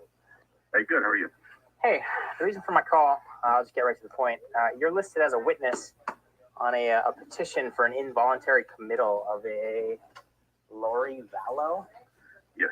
What can you tell me about? I'm just kind of doing a little bit of follow-up on this paperwork, and I was hoping you could just kind of enlighten me, because these things are handwritten, so sometimes they don't necessarily encapsulate everything that you could tell me. Yeah, it's a tough situation. I'll bring up to speed as best I know here, but his wife, she had been getting into some religious things that troubled him. The relationship was a bit odd in the last few months, and it kind of all came to a head when he went out of town. He had me listen to a conversation that he had with her where she was making some strange statements. To be very clear, there was nothing threatening or terroristic of any kind. She didn't threaten to hurt herself or the children or him. She did tell him that she was going to get rid of his stuff, which actually was true, that when he got back, his things were actually gone from the house. Okay.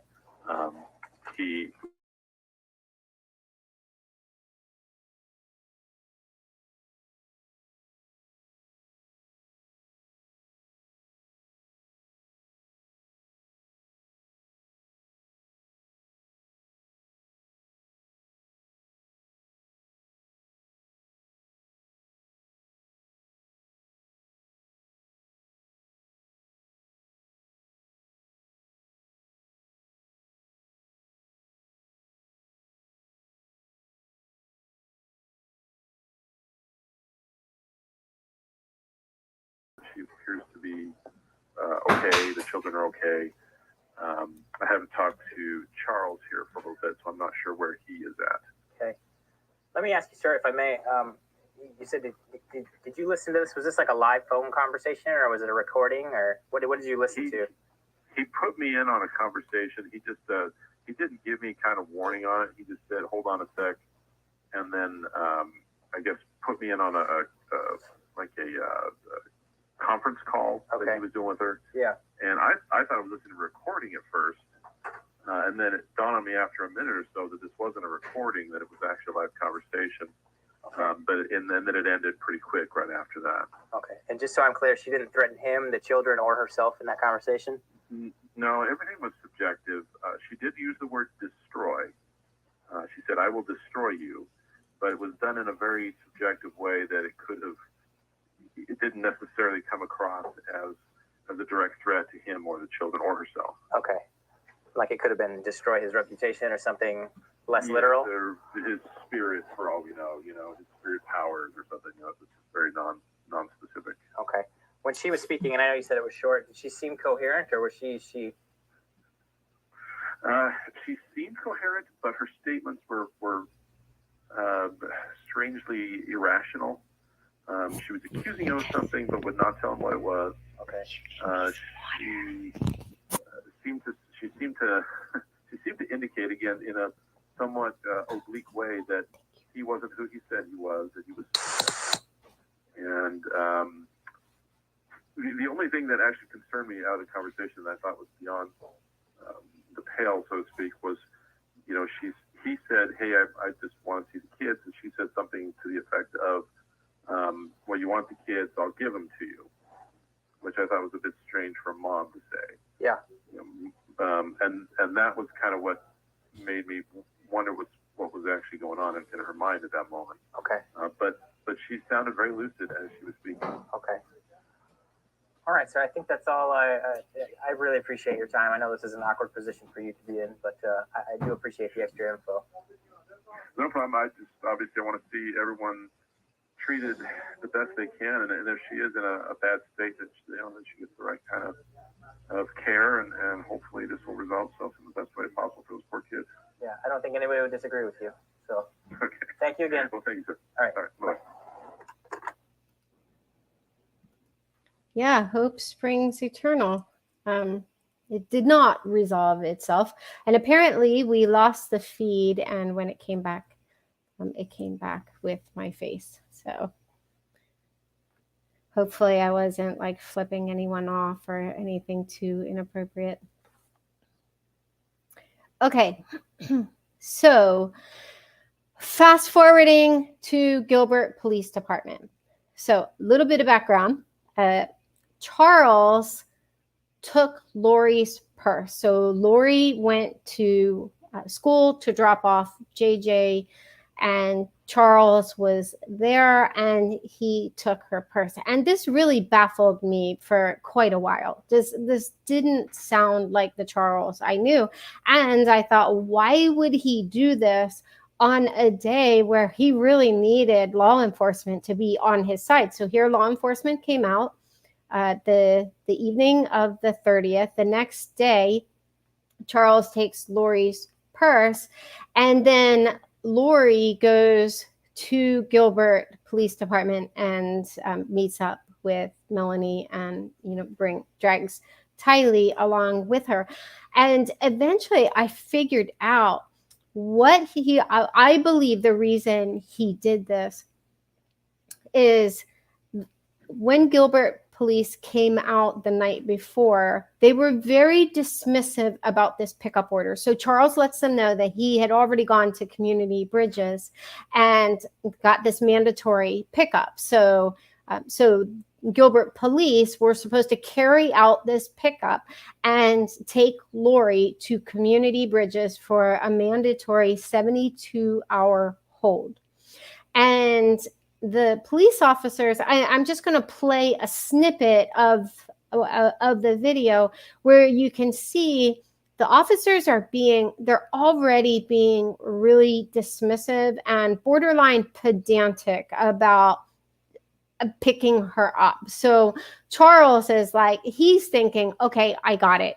So now Gilbert Police is going to find Lori, or I will help them find Lori. They're going to pick her up and they're going to take her to Community Bridges and get her the help that she needed, because he said that she wouldn't go to a doctor because they would realize that she's a translated being and all of this.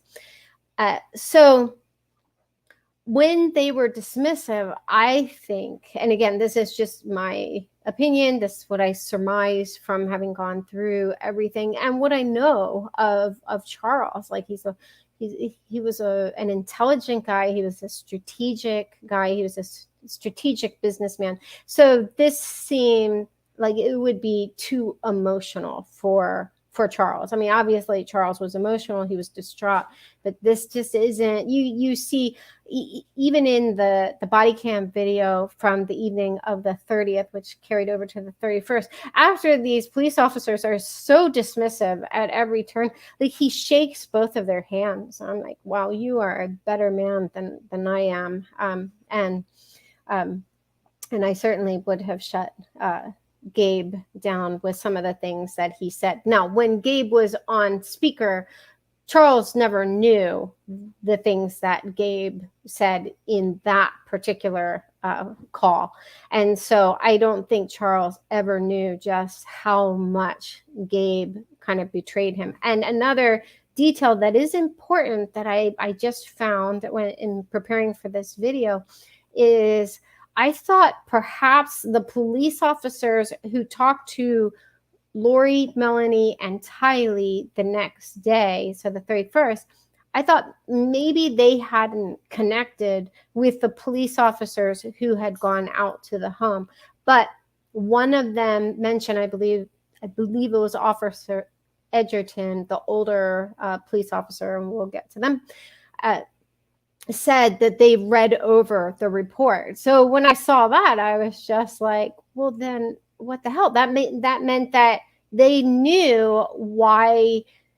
First of all, they knew that Charles wasn't the one who kicked in the door. It was a police officer. And they knew about all the threats. Charles told them about the money, the threats, the threat to kill. You had Gabe kind of talking it down, but there are sections of the video where Gabe wasn't right by his side. And so then he's actually talking about, how she threatened to kill him and, all of these different things. So if they had actually read the report, they would have been aware of why all of this had happened the night before. But if you watch that body cam video, there seems to be no kind of sense of alarm on those officers' parts. So I'm getting ahead of myself a little bit. I believe that Charles took the purse because these officers weren't taking the pickup order seriously. And I'm going to just play this little snippet here. I'm still incorrect. Other than what she said today. Yeah, there you go. Oh, nope. When she was speaking, and I know you said it was short, did she seem coherent, or was she? That was a different one. Oh, I forgot to mention, going back to Gabe Bonilla, Bonilla, I think his name is probably pronounced if he's Hispanic. He is business partners with Jason Mow. So surprise, surprise. They were business partners with a company, Ethos Productions, LLC. So there you go. There's that connection. I think I might not. I think it probably. Let me see. I think again, it's the only. Okay, it is this video. When they all came back, they got a little bit out of order. So it is this video. I'm going to back it up. But again, it's the only thing we're going to do, even if your reporter is missing, is if we find her, it's going to be, hey, are you missing? And she's going to say, nope. What about the pickup order for tonight? The pickup order is listed in our system. Okay. If we come across her, we can serve that to her and take her to Community Bridges. Okay. If she's found in Orange County, California, they're not going to take her to Community Bridges. Okay. Okay. If they find her in Flagstaff, they're not going to do anything with her. They're going to bring her down there. They're just, that's an order that's basically going to be held up around here in this area. They're not going to bring her down from anywhere else. So if they're somewhere else and they're long gone, there's no. So you can see they're like, I mean, we're not going to go out of our way to pick her up. And I think Charles was under the impression they were actually going to try to find her and serve the pickup order. So I suspect that Charles went into his empty house and started thinking through how he could kind of negotiate a situation where she would have to meet him somewhere. So he, the next morning, takes her purse. But if you search the dashboard for the word therapy, Lori talks about how he wanted to meet up at therapy, but she didn't want to meet him at the therapist's office. Because at this point, Lori is like, peace out. I want out of the relationship. I want out of everything. So apparently they were seeing a therapist, and Charles wanted to meet up at the therapist, and she didn't want to do that. So I suspect that he was planning to have Gilbert police there to serve the pickup order and take her to community bridges. And I'm not just saying that because I don't think that, like a guy who's an overall good guy is capable of making an emotional decision. I mean, I saw the papers that were released. I saw how he harassed even my brother. I've seen, some of his history. So I don't do that whole rose-colored glasses thing. I'm looking at him from what I know and what kind of makes sense. And that to me makes sense. So your mileage may vary.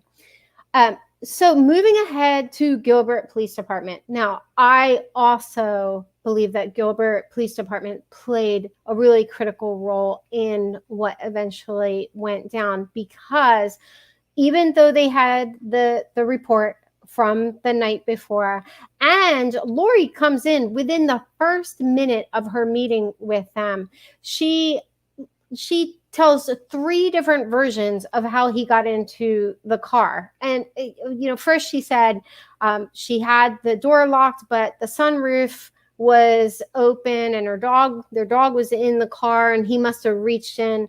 Well, she had an Infiniti SUV, and I looked it up. It's more than 6 feet high. Charles was, I think, about maybe 5'10", 5'11". But even if he was 6'4", like, he would not have been able to just reach into the sunroof and then reach all the way down, unless he was like Inspector Gadget and grab this person. He would have had to climb up on top of the roof and reach in. And I think she kind of caught herself midstream and said, well, it was like the first time ever she left the car unlocked, and then she finally settled on she didn't know if the car was locked or not. And then she also admits openly to, like, so that in my mind, that should have been a red flag. You're talking the first minute where she's talking to these officers, they already have this background, and she doesn't even know how he got into the car. But we'll give him a pass.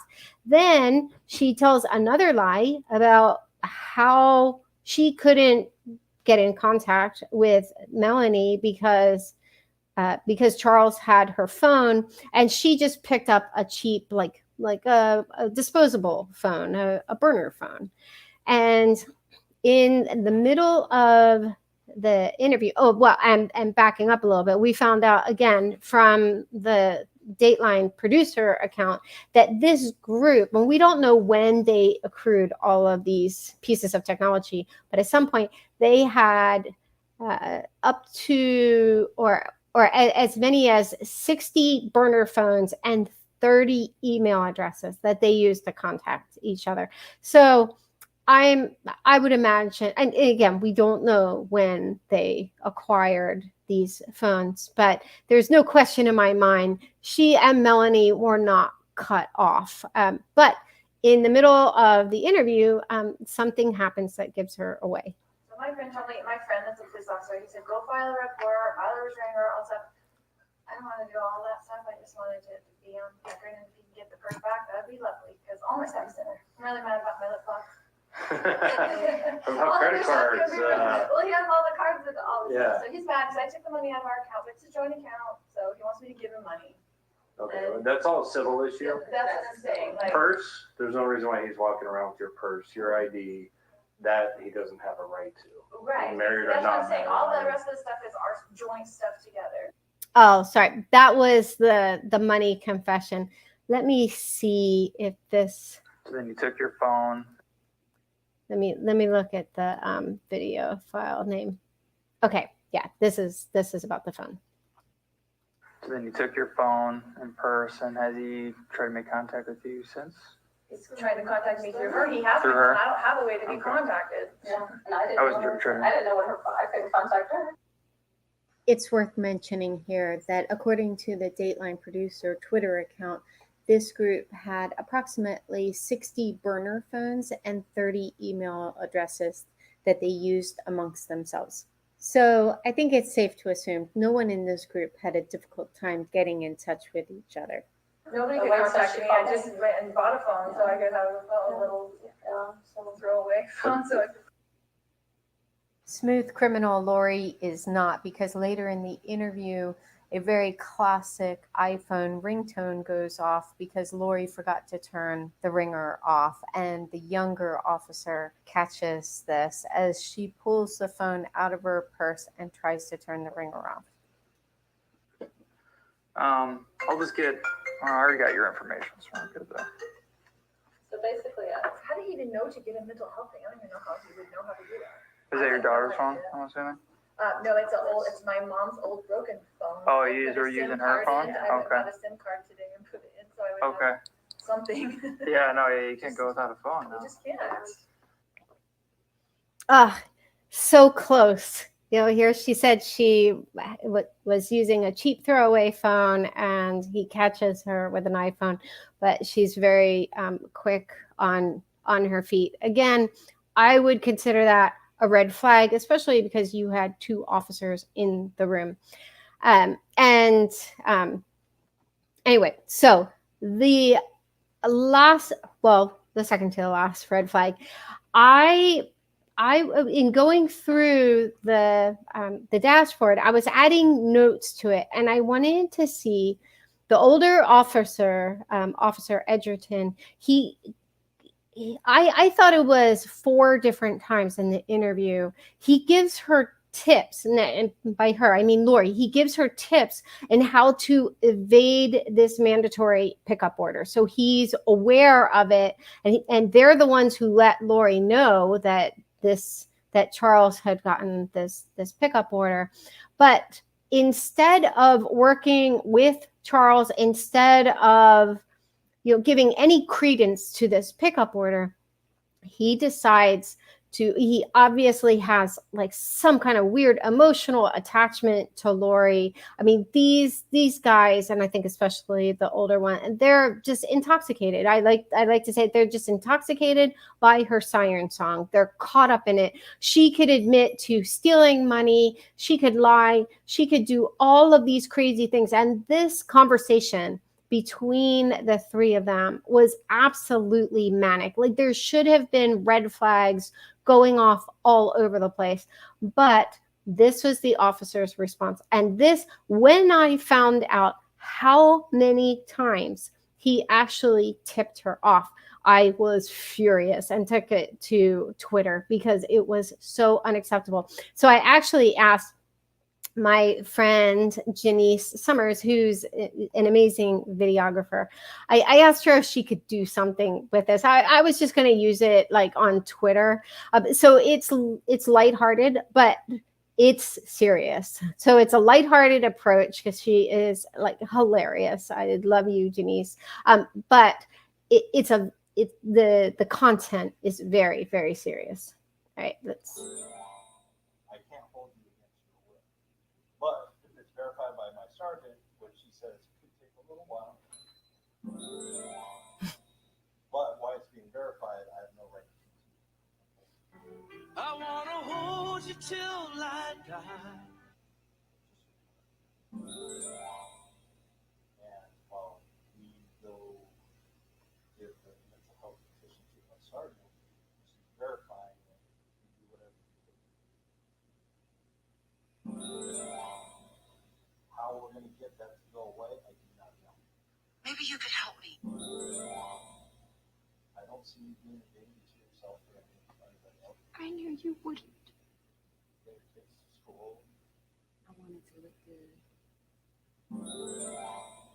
But I'm not going to place that. I'm just going to let you know that we are required, if you're here, that we will, even against what force, if you're still here when it's approved, we'll have to take you to see that.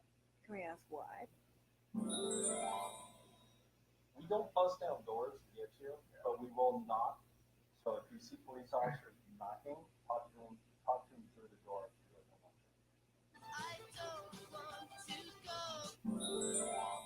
Officers don't kick down doors to search you. They're civil orders. They're for your safety. It's not illegal. If it was because you're a danger to yourself, it's not illegal, or it's not illegal.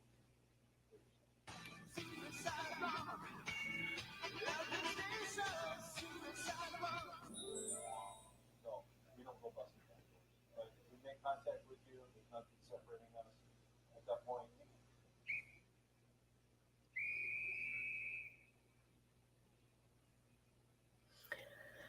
again, like I said, it was actually, I think the older officer was Officer Edgerton. I just caught that. I think the young buck was Officer Patelli. I could be wrong about that. But that was 9 times he circled back and gave her tips in how to completely circumvent this hold. So then we were under the impression, I mean, there were so many outrageous statements he made. One, to say, you know, I don't know how we are going to make that go away. I mean, he's basically telling her, listen, we're going to, like, you know, our surgeon's kind of holding things up a little bit. If you're still here, we're going to have to take you, wink, wink. You know, I mean, it's so absolutely outrageous. I can't believe he still has a job. Obviously, you could make the case, oh, you know, hindsight is 2020, but this isn't just a case of hindsight being 2020. Charles went through the proper channels to get that hold. They don't just hand them out like candy on Halloween. He had to establish, I'm sure he had to show them text messages or something to establish that this hold needed to take place. And, you know, it didn't matter to these officers. They're like, well, you know, and there's one point in the video, in the interview that Officer Edgerton has with Charles, and which was actually another red flag, because you saw in the interview with Gabe that the officer interviewing him put him on speaker so you could hear Gabe's answers. When Officer Edgerton called Charles, he doesn't put him on speaker. So he's accusing him of all of these things, of luring Melanie to his house under false pretenses, of all of these different things, but you can't hear Charles' response. So even that seems to me, now I don't have a background in law enforcement. I have absolutely zero training in law enforcement, but to me, that indicates a lack of transparency because you can't hear Charles' answers. It seems like anything that could have potentially made a case for Lori going to community bridges was just kind of shut down. And one point I do want to make, and this is a side point. If you're ever, God forbid, in a situation where you're on a phone call with someone and it's going south, like maybe someone's threatening you or something like that. And I'm not in any way saying that Charles did the wrong thing. He tried to do, he thought he could trust this Gabe Bonilla. I mean, the guy was his bishop. He should have been able to trust him. But if he would have had just a little bit extra technical finesse, and it took some finesse to, you know, hook him into a 3-way call. So it was a good move, but it didn't help him at all. So I'm just going to throw this out there as a tech nerd.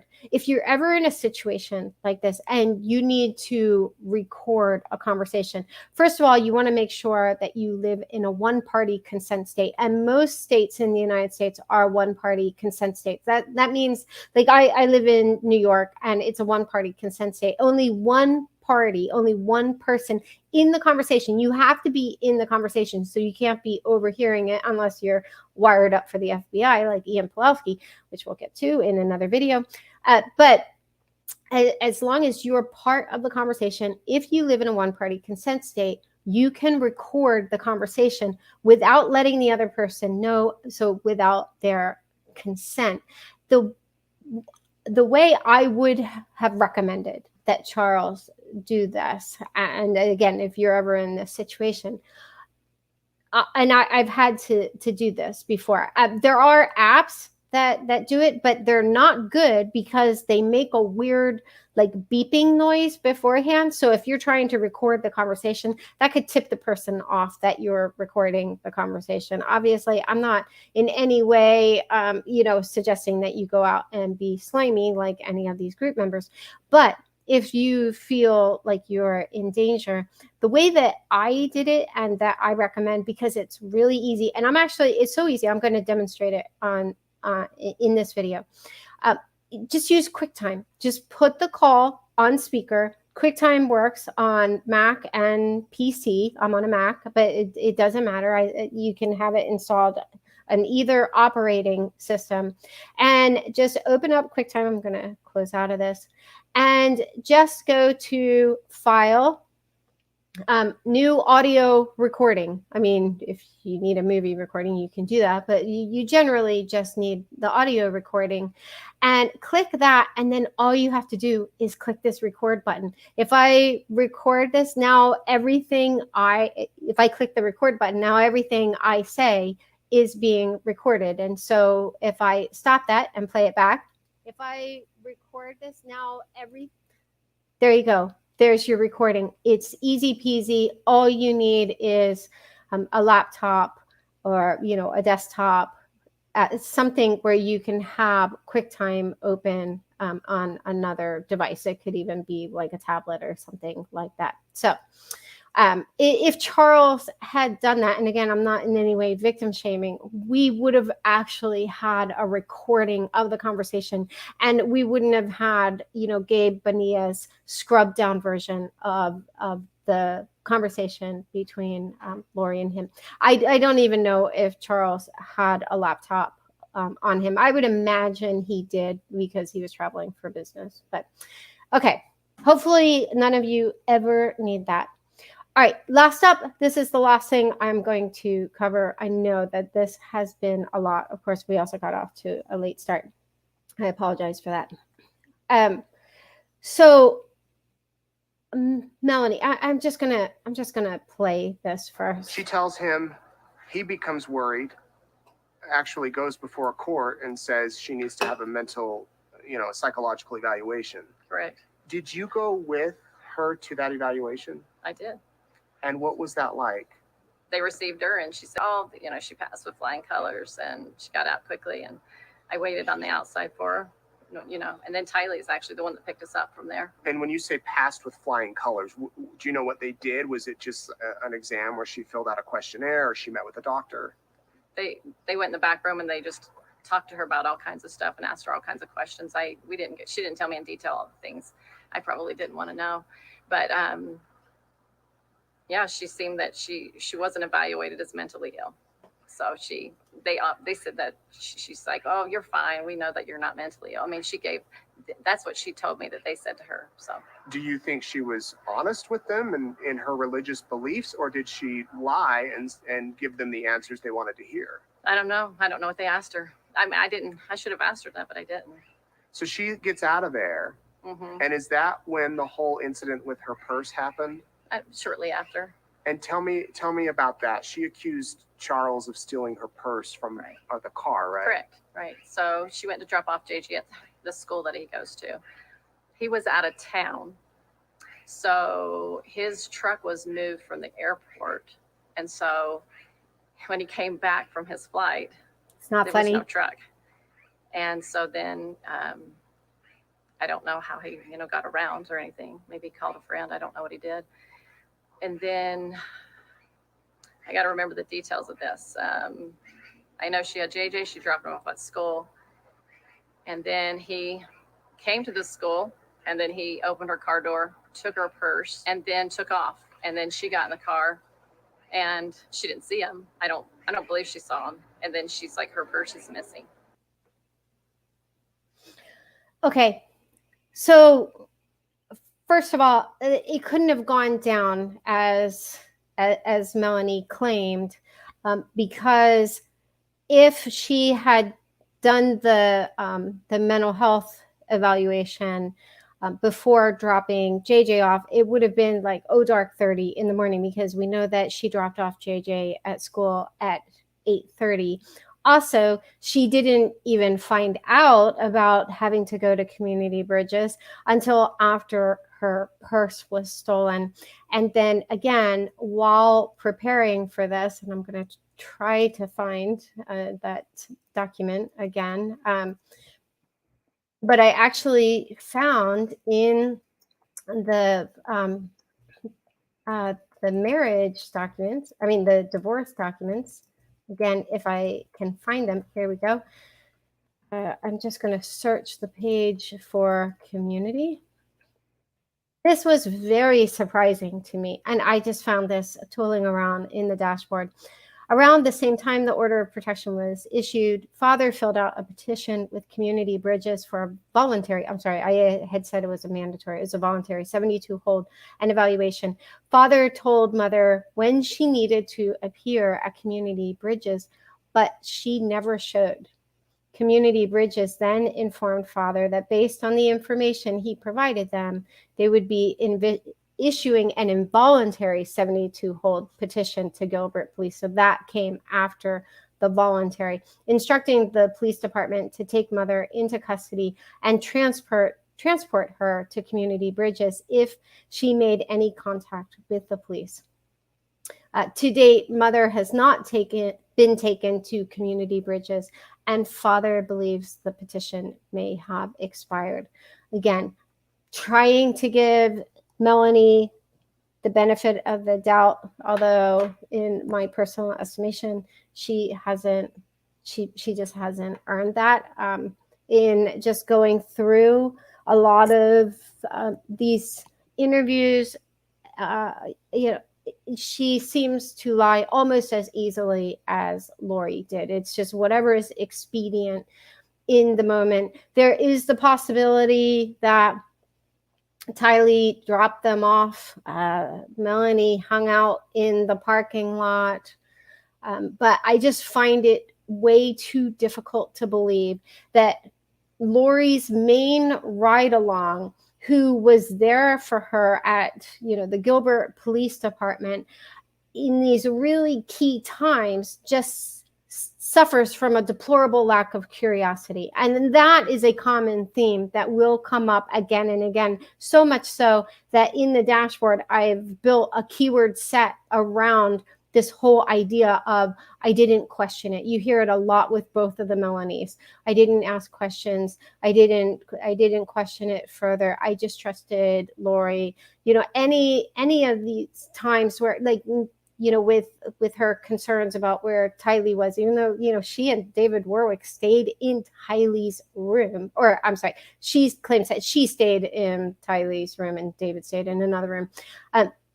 But, so she's staying in this kid's room. She has questions. She doesn't feel like this is true, but she says, I didn't question it, and you hear her even say, maybe I should have. Like, yeah, you should have. I think there are just too many different occasions where, we'll get to this in a future video, but what ends up happening with JJ that last time that they hear about him and the whole, climbing on the cabinets and all of that, the fact, in my mind, the fact that she and David could just take off and just not question it, even though that David says explicitly he didn't believe Lori. He didn't believe that, that JJ had a zombie moment and climbed up on the cabinets and knocked a picture of Jesus off the refrigerator, as if that's significant in any way.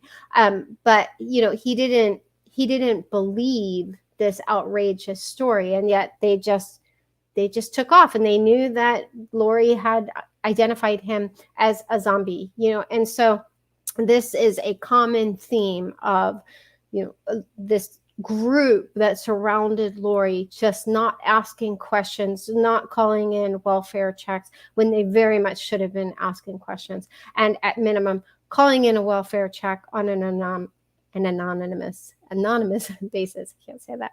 Anyway, so that's all I have for tonight. If anyone has any questions, I will switch to the chat and I'll hang out, and thanks for joining.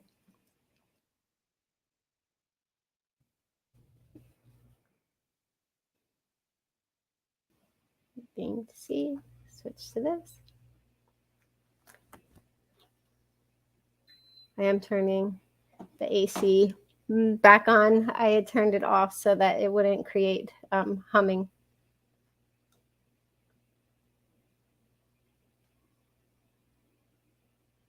Lori was, I just don't believe with that. I don't believe that statement that Lori was leadership. In my mind, the facts don't point to Lori being in a position of leadership. Like I said, Melanie was far more knowledgeable about all of these doctrines than Lori was. So thank you, Vivian.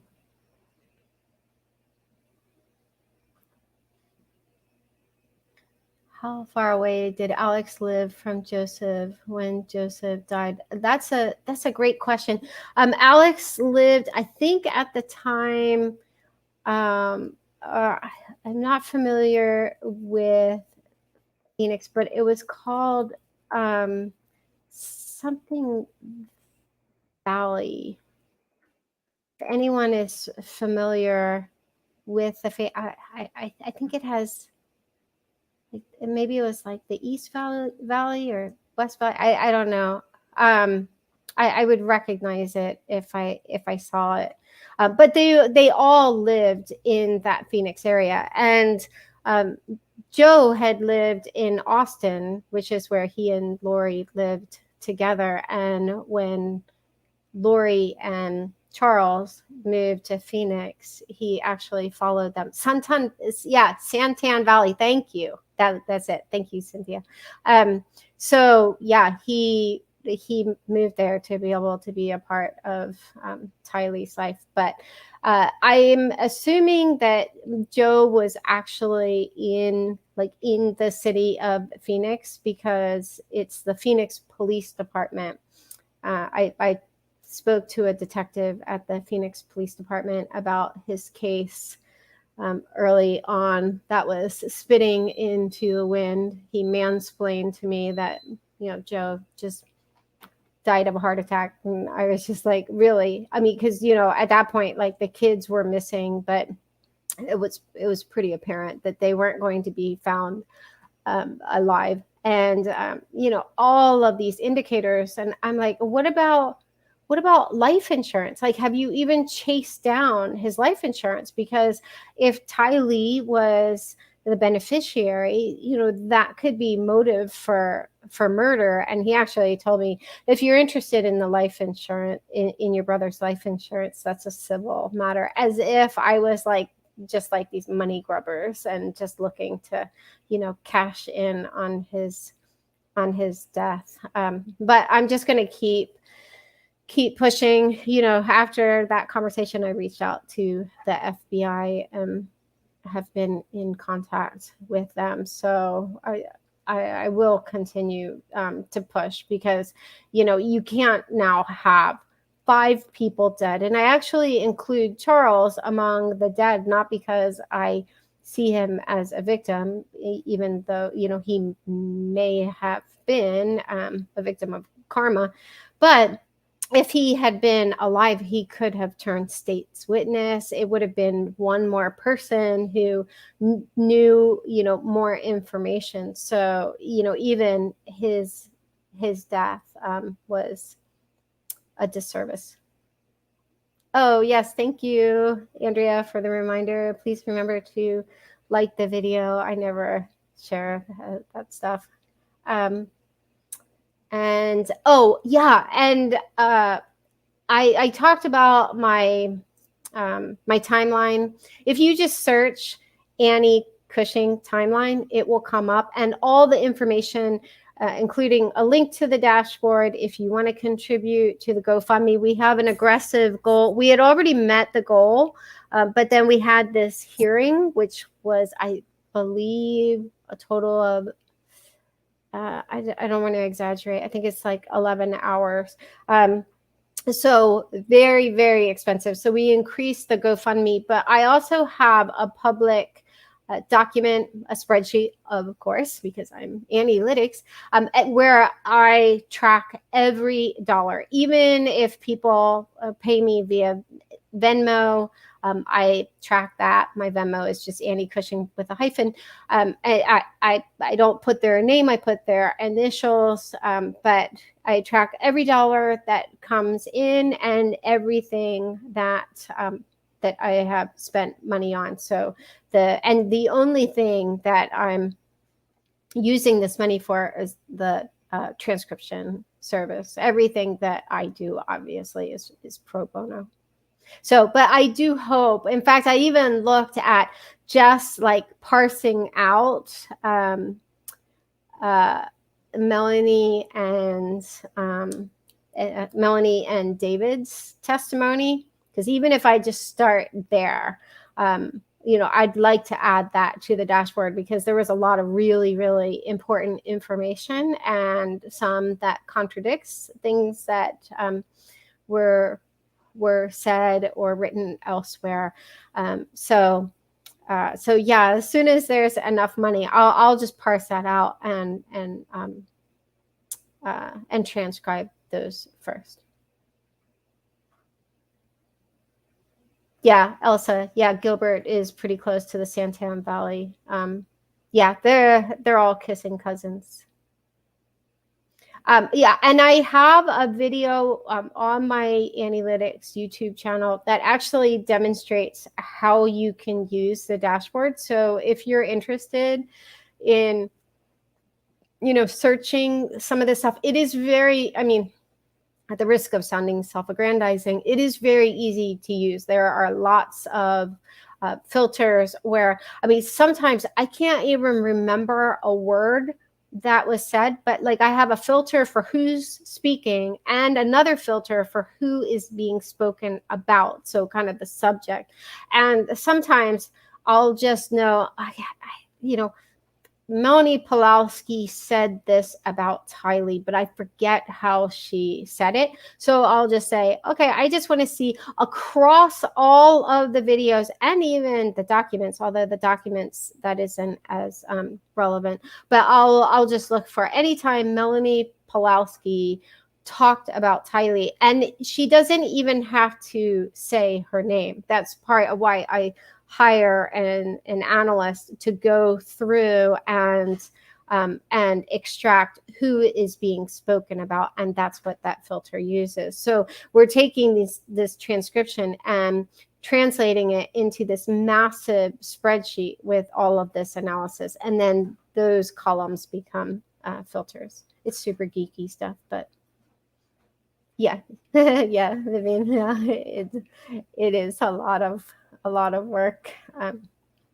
Man, I mean, it's worth it. And quite honestly, you know, I think that law enforcement could take this approach and apply something called artificial intelligence and machine learning and automate you know, a lot of it, because we're just working with, you know, a pretty humble GoFundMe, and then, you know, my services, and I'm building this all out manually. But, you know, with machine learning tools like IBM's Watson, you can literally, I used to be a Watson evangelist, and you could literally input the equivalent of an entire library into Watson, and it will churn through it and find trends and, you know, all kinds of stuff. One teenager was going through a large medical data set and discovered the cure for some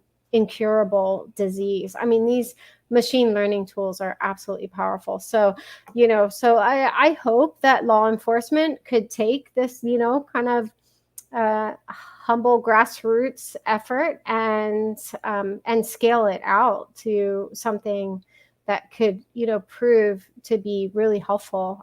Because if you could take, you know, they still rely so much on paper. If they just digitized everything, and then anything that's in an unstructured data format, so video, screenshots, like all of these different, you know, documents, they're all released as screenshots with watermarks. And so I take those and run something called OCR, optical character recognition, to, you know, turn those into text and stuff. But But, you know, an organization like, you know, like a sizable law enforcement agency would be able to do this at scale with far more information. So we're just like taking the crumbs that fall from the reporters' tables. You know, like there are times where I'll see a document and we'll have pages 14 through 16 and, you know, then page 72, and it will say like 1 of 84. And you're like, where are the other pages?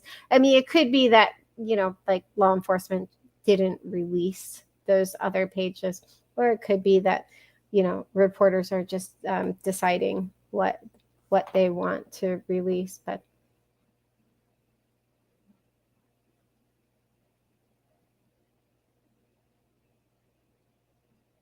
yes, Vivian, I do feel like I don't have it in for any of these people. I am angry that they all played at minimum an enabling role. I addressed Jason Mow and his like passive aggressive behavior, but they all enabled Lori, and ultimately it resulted in, you know, one of the most horrific crimes. And I'm a true crime junkie. I've watched, you know, a lot of true crime over the years. I've seen just about every Dateline episode. And, you know, obviously I'm biased and I'm all tangled up in this, but to hear even someone like Keith Morrison say, I've never seen anything, you know, like this. And I just today, I just saw, I got an alert that Nate Eaton did an interview with someone who said, I think she was an anchor, said this was the worst case she's seen in 30 years. I'm assuming that's the span of her career. I mean, it's just, you know, it's bizarre, it's tragic. And there were just all of these junctures where someone could have been the hero that these victims needed. Yeah. Yeah, when I talk about making data sexy, I'm really just talking about making it actionable.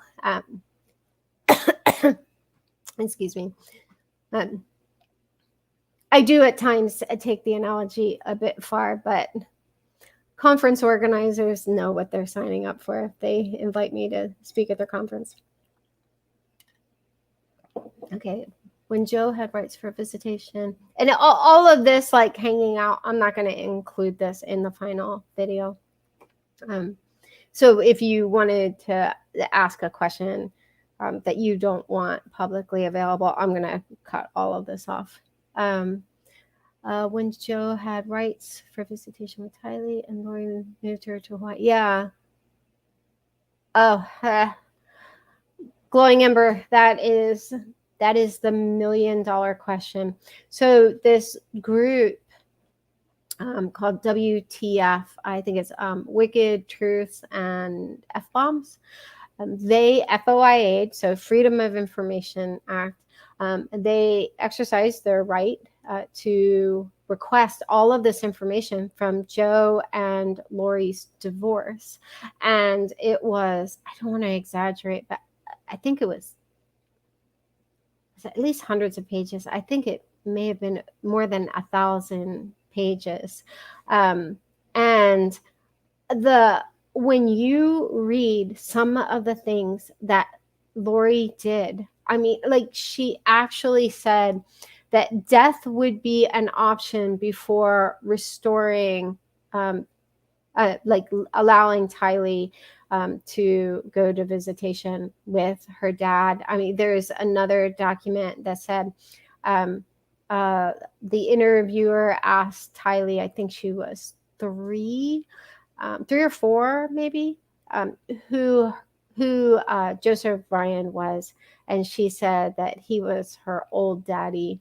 And there were these allegations of sexual abuse. Tylee, in fact, I found out from a reporter, even when I was out there in 2018, I thought that Tylee had made an outcry because Lori was talking. I mean, you have to understand, anyone who knows Lori and has actually spent time with her knows she was obsessed with my brother. I mean, she could not stop talking about, how he was a predator and all of these things. I mean, someone who a couple people I've gotten to know who were clients of hers, like, so she cut their hair. She would talk about, how he was sexually abusing Tylee. Oddly enough, they never mentioned the two people who have reached out to me. She never mentioned anything about Colby. Just Tylee. But there were two different rounds of these allegations, and for one of the rounds, he couldn't see Tylee for 12 months while he was investigated. And so, I mean, I'm glad, like, if there is an outcry, it needs to be investigated. And even when I started out in this, I mean, I didn't know myself, I just didn't know. But because Tylee didn't say anything when Lori would talk about it, that seemed really unusual to me. So when I left Phoenix, I thought that that to me, I thought was like a tacit confirmation that he had sexually abused her. And it was a reporter who reached out to me and let me know that she had never made an outcry. And then I talked to someone, the mother of a very close friend of hers, who said the same thing. And this mother did not like Joe. But anyway, so, I mean, there's just so much. She talked about, she thought that Tylee was her dead sister reincarnated. She thought that her previous attorney, who she had two previous attorneys who died unexpectedly. One she owed money to, allegedly. Someone said that she told them that it worked out well for her because she still owed this guy, who was a bankruptcy attorney, a lot of money. And then I think the other one was maybe like one of her like her original divorce attorney. I'm not exactly sure, but she claimed that man, Mr. Terry, actually visited her at night. I mean, so she's making these outrageous claims and then takes off for Hawaii. And so, I mean, I think one of the things that we need is a centralized system where if, a parent is flagged like that needs to be accessible, because they were able to just, take off and avoid accountability.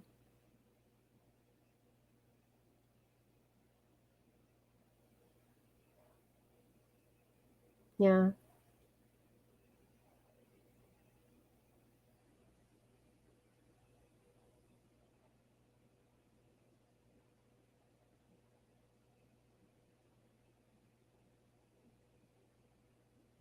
Yeah, I mean, it's this whole issue of, where Colby got that. I don't know. I know with the second round of allegations, he was 11 and said that he didn't remember these additional events or details because he had a head injury, which sounds very much like something an adult would say, like not an 11-year-old, as an explanation for why he didn't bring these allegations earlier. But yeah, I mean, at this point, before Joe died, there were only two people who knew the truth. Now there's only one, and I just can't get, I just can't get too tangled up in it. I mean, I really genuinely hope that Colby, just gets a really, really good therapist, because I can't imagine, how much he's going to have to work through. Like, there were no winners in any of this.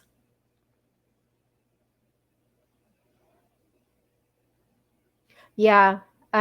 Yes, Lori is, she is hypersexual. And there were things that, like, you look back on, and things that she said in not the first time I met her, but the next 2 times. I mean, she was never someone I would have hung out with, aside from her being, married to my brother and my sister-in-law. I did care about her very, very deeply, and I wanted a relationship with Tylee, but especially the last time we had a family vacation, there were some things said that made one of my kids especially uncomfortable.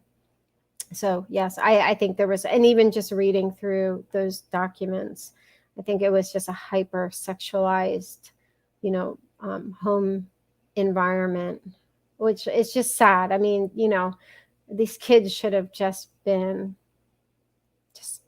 kids, watching Saturday morning cartoons. I mean, they still had a semblance of some semblance of a normal life, even a privileged life. I mean, like the home that Joe and Lori had was absolutely gorgeous. And then, Lori and Charles lived in this near mansion, and, so they seemed to have a lot. And I think that white privilege is an undercurrent in this story, but I think it served Lori very well.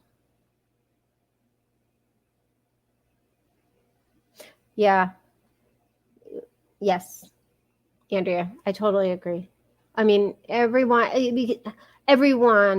who was close to Lori was victimized somehow, including Melanie. I think, like you just get this impression that Melanie Gibb is like, this pretty easygoing person. She even refers to herself as chill, something I've only read about. But, you get this impression that she was kind of like living vicariously through Lori. And again, having hung out with Lori was the life of the party. She was the belle of the ball, and she was very kind of doting, when you were her prized guest. I mean, she knew how to win people's trust, with compliments and flattery, and and because she's so quick on her feet, she is not intelligent. I really do not believe she's intelligent. I think as this, as the facts come out in the trials, just even seeing some of the things that they've done, I'm like, no, these were not smooth criminals at all. They made, some thankfully made really rookie mistakes, and I think she's more driven by emotion than strategy, but I think she has a very high EQ, so an emotional quotient. And I think because she's a sociopath, and if you read the book The Sociopath Next Door, and anyone who's been in a group with me more than 15 minutes knows how much I recommend that book. Unfortunately, someone told me about it after our last vacation together. So, but in 2018, when I was out there, I actually texted one of my daughters and said, I think Lolo may be a sociopath. And it was based on that book. But I've shared that text exchange. It's a pretty sad one. But because she's a sociopath, one of the characteristics of sociopaths is that they become whatever they think you need to be able to, like sidle up to you and gain your loyalty, by playing the victim, by, having, a lot of sad stories. And I don't say that out of disrespect to people who genuinely have, sad stories. I mean, she just exploited, she figured out your weakness. And, for me, it was, distance in my family, and she became like the ideal sister, just so fun and all of these different things. And I only saw her for, small pockets of time, like a week at a time. The first time, I think it was a long weekend. But, she, I'm sure she studied Melanie Gibb and figured out, like what Melanie needed, what she responded to, and so yeah, like I said, there are no winners.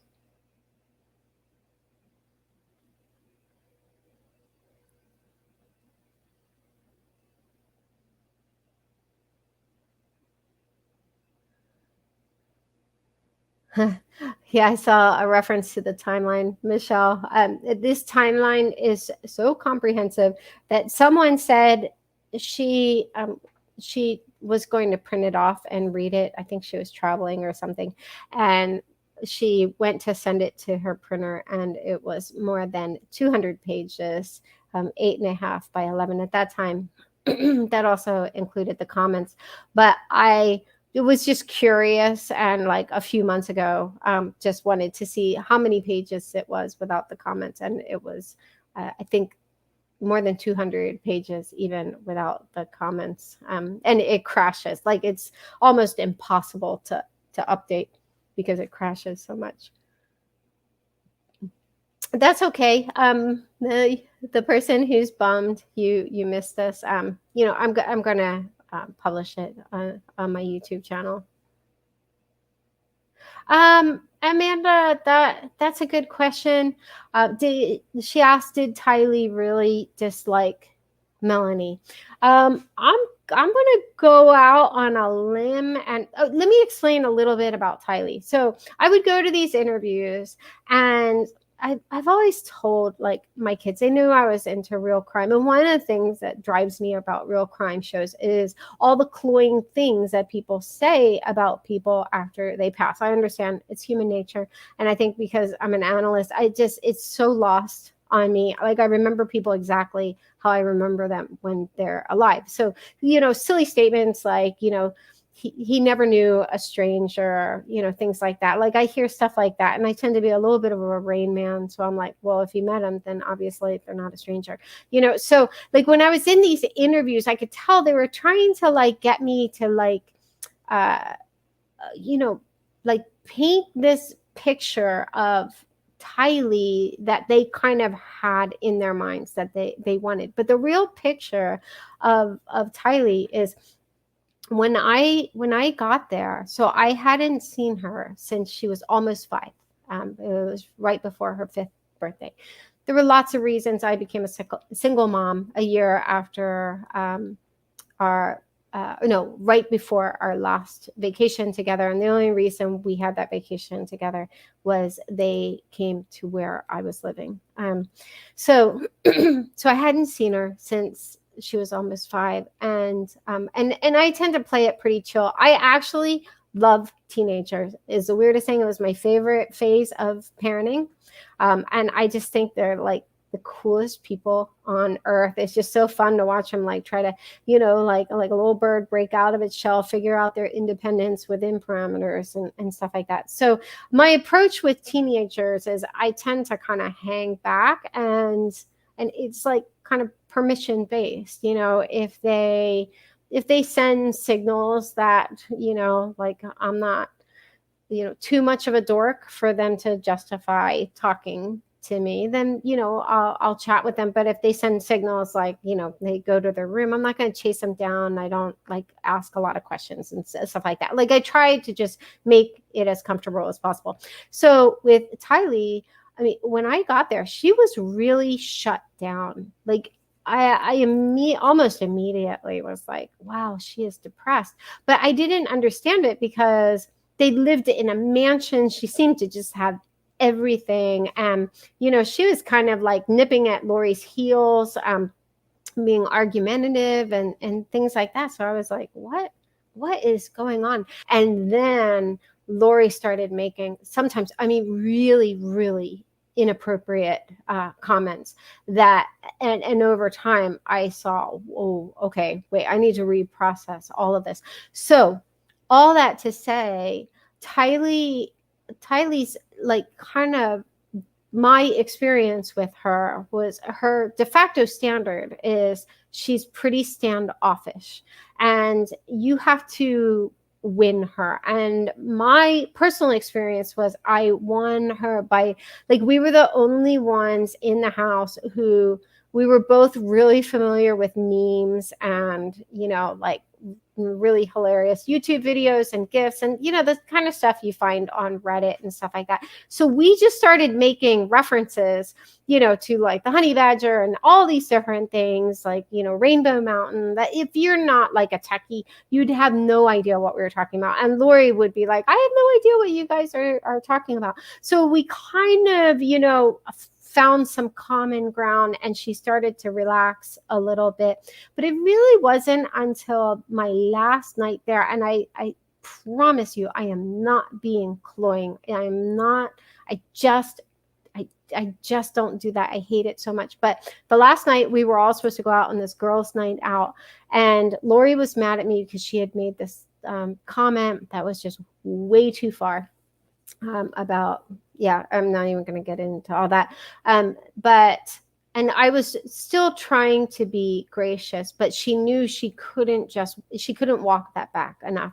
So there was a breach, and so, but you know, we were going to go to this girls' night out, and it was going to be the last night. So we were all just, you know, rallying, and then, you know, Tylee and I were both dressed up to, you know, go, and then Lori, without explanation, said, okay, well, I'm going to go to bed. And that was it. Like, that was our girls' night out. So we were supposed to have this like special, I don't even remember what we were going to do, but it was, you know, just going to be this fun night of just the three of us.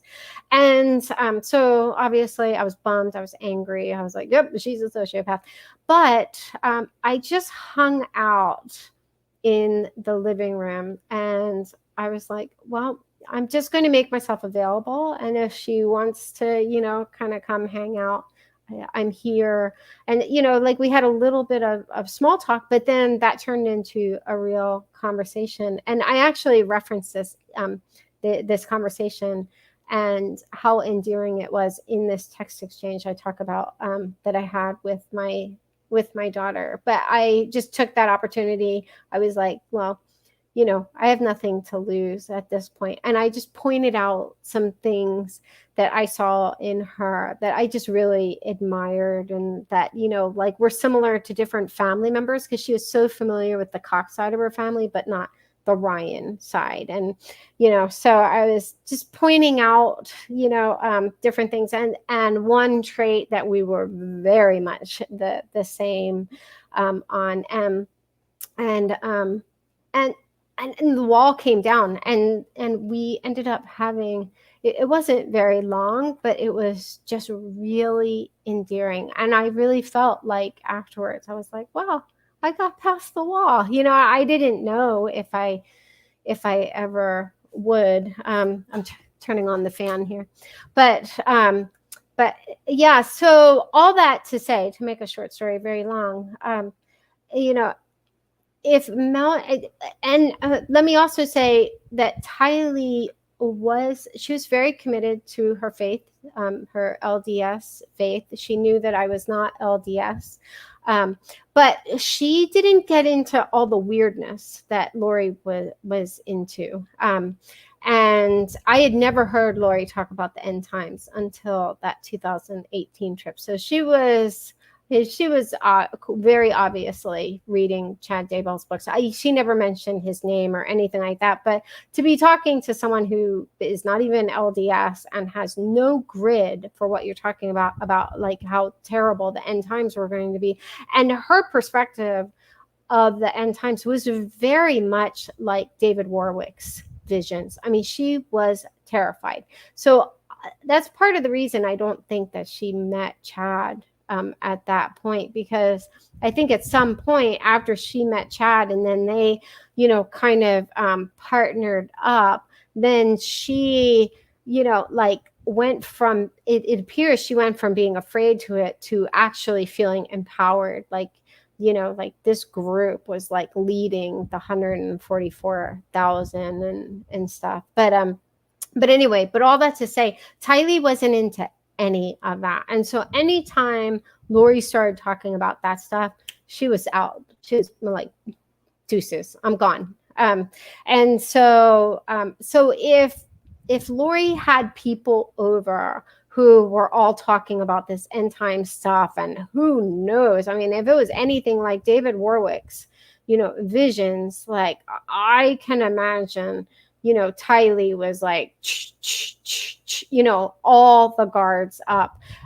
So, I can't say if Tylee liked Melanie or not, but it does seem like Melanie was over there a lot. It seems like when she divorced her husband, she was hanging out with Lori a lot, because it is notable that Lori, according to this Reddit email, Lori told her the night before or the day before Charles was shot that she needed to go.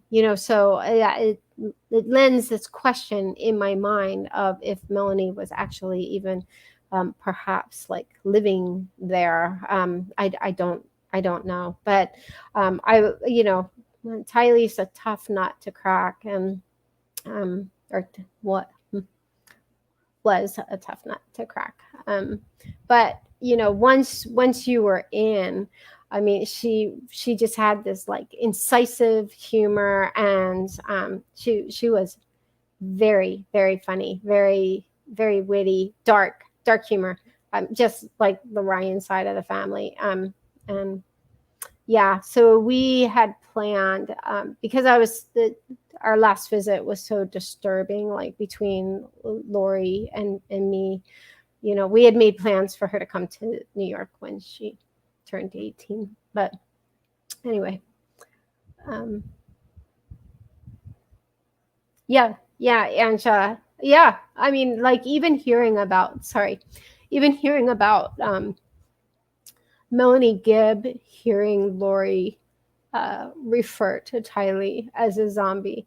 I mean, just, again, you kind of have to know Lori, and I didn't know Lori that well, but Lori's so out there, whereas I'm like, like a processor, and, like, I mean, Lori is like everything the opposite. Like anything that runs through her mind, it just tumbles out of her mouth. She's very stream of consciousness, and you wouldn't guess by seeing her in these court hearings, but I mean, she was incredibly, just charming and gregarious and winsome. Excuse me. But she was obsessed. So when she hooked on to something, that is all she talked about, because she had no filter.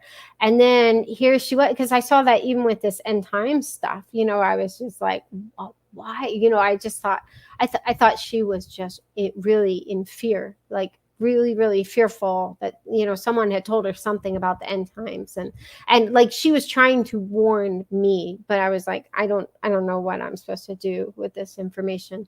But anyway, so there's no question when they went to Hawaii, Lori's already obsessive. She's already manic when she really focuses on something. I feel a little hypocritical saying that, because obviously the dashboard, the timeline, I have obsessive tendencies myself. They just present very differently, but so when Lori focuses on something, that's all she talks about. So I'm sure that is all April was hearing about, and that's all, or it's a little hyperbolic to say that's all Tylee was hearing about, but I'm sure Tylee was hearing a lot about this. And even just that Lori thought that Charles' death was imminent, like she actually, like April talks about how, at first Lori said that Charles was dead, and then she revised it and said that he wasn't dead, but she expected to get a call any day that he was dead. That's also part of the reason that I think that they had done something to his car. And I think I'd be so curious to find out if law enforcement has any record of Charles taking his car in, like during that week or soon thereafter. Thankfully, they were as dumb as dirt. And if they did tinker with the car, it didn't help. I mean, it didn't help. It didn't cause an accident. Thank you, Vivian. Yeah, I mean, at this point, when I saw the Cox family do their rounds. You know, it really did trigger like an obsession in me, you know. I mean, I dug into, you know, I met with one counselor who was like, the only way you're going to start to heal is you have to distance yourself from this. And I was like, well, I guess I'm not going to heal for a while, because, you know, my way of processing this and dealing with this, it's not like delusions of grandeur. It's not that I feel like law enforcement in any way needs my contribution or anything like that. But, you know, I just kind of felt like I can choose not to dig in, but, you know, Tylee, JJ, Charles, Tammy, they couldn't, you know, they just lived it. We have no idea what their final moments were like, you know. And so, yeah, and I'm not trying to be a martyr or anything like that. I just, you know, I hope, my hope is, I don't know. I mean, it's just kind of, it was just what made sense to do next, and somehow it has helped me to process it, and just to send a clear message to Lori, like, you know, I think you've mistaken kindness for weakness, because I wasn't like combative with her or, you know, anything like that. But when she did cross that line, she knew, you know, it was just different. There was no unringing that bell anyway. But thank you for the kind words. I will go back and kind of read through the comments when I was actually in the middle of everything, especially with starting late with the technical issues. I didn't get to read a whole lot. Yeah,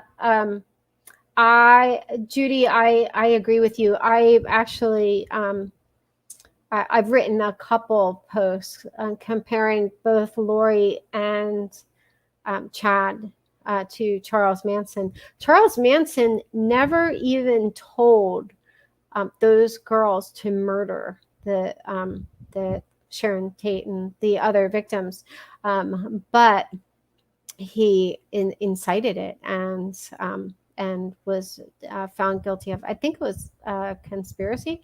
But I mean, he was sentenced to death, and he was only spared because California abolished the death penalty, and so it was commuted to a life sentence. But yeah, I do believe in different ways. I think they both, like at different points, kind of played a Charles Manson role. Like I think Chad played a Charles Manson role with the whole Nick Schneider thing, and then, you know, Princess Lori, we don't know. Excuse me. We don't know if she actually took part in any of the murders, or if she just had, you know, her brother do everything and Chad buried them. I will say, it always, and I'm not just saying this in retrospect, early on, so I remember watching one true crime show, and they were talking about signs of deception, and one sign of deception, and they were kind of polar opposites, being too vague or overly specific. And so I was very, I mean, obviously I was already suspicious of Chad's involvement, but the one thing that really rubbed me the wrong way was the day of the welfare check, when officers were asking him questions. Here he is saying he really doesn't know Lori. He doesn't have her phone number, but they already knew he was married to her. So he, you know, here he's making these bizarre statements that he doesn't know this Lori Vallow really much at all. But then when they asked about if he ever saw JJ Vallow, he was overly specific, and it always bothered me for a couple reasons. He said that the last time he saw JJ was in apartment 107, and I already knew from the affidavit of probable cause that when they did the welfare check, that apartment was cleared out. And so I don't know if Alex was living with Lori or what, but there was nothing in that apartment. And so I've always questioned if they kept that apartment as like some kind of like weird lab or, you know, something like that. I just don't know. But the fact that he was overly specific, and he said it was like in October, obviously that was a lie, but it always bugged me. And it could have just been like a red herring, but it always bugged me that here he is being like ridiculously general. And then they ask about JJ, and I did also write a post on True Crime Underground about like these different people who were involved in these murders, like hiding in plain sight, like being like really passive aggressive, and even like Chad's text to Tammy seemed to have like this symbolism, and you know, it seemed like he was hiding in plain sight. And so I wondered when he mentioned apartment 107, because that just seemed really weird, if JJ met his demise in apartment 107. And then in the Dateline episode, like my chin practically, you know, hit the floor when they talked about they were doing this podcast and Alex came and took JJ away. Well, he would have taken him to apartment 107. And so, you know, now there are question marks, like, was Chad in apartment 107 with Alex? Did he actually see JJ for the last time in apartment 107 until obviously, well, apparently, you know, he helped bury him. Yeah, super creepy. I mean, all of it. You just like, yeah, everything about this story is just ridiculously creepy. And there are times, like, you know, just even watching like the Dateline episode and hearing Chad's, you know, friends from his mission talk about him, you know, I'm just like, how do you go from being an LDS missionary to burying children in your backyard? And I can't even talk about, you know, what they did to Tylee, like some of the imagery. You know, I knew it was bad, you know, and I knew it as soon as the, you know, affidavit of probable cause said that the remains, the one set of remains, you know, was in a particularly egregious state. I'm not just saying this after the fact. I mean, I think it's a foregone conclusion that was Tylee. But even then, and I tried to imagine the worst because I don't like going into anything unprepared. But, you know, the description they talked about in that hearing, I was, yeah, just grossly unprepared for, you know. I mean, like, how do you do that to a child, you know? The bucket, I mean, all of it, it was just, you know, it's just awful. And then, you know, and then the, you know, the implications of that, like, you know, like I suspect in the trial we're probably not going to hear that much about Tylee, because I would imagine they probably, you know, there probably isn't much of probative value, you know, from her remains. So yeah, it's another reason I feel very angry toward Melanie Gibb, because had she blown the whistle when she was there, Tylee had just been murdered a few weeks beforehand. And you know, or even just called for, I mean, at any one of these junctures, you know, like after they stayed in the home and JJ was identified as a zombie, and okay, still nothing. How about when Tammy then died? Now you have 4 different people who have been identified as as zombies. That would have at least shaved off like 6 weeks. And before the welfare check was ordered, and so yeah, I mean the gerbils are just going to keep running in their cage probably for some time. If Jessica, if you're talking about no, if you're talking about apartment 107, they never said that it looked like people lived there. In fact, they said that there were only 2 items in the garage. Like the apartment was completely empty, and they had no idea that this welfare check was being ordered. So but you might be talking about something else. But if you are talking about 107, it was vacant. And one thing that was interesting to me in the hearing was that I thought 107 was Alex Cox's apartment, because that's what it said in the original affidavit of probable cause for Lori.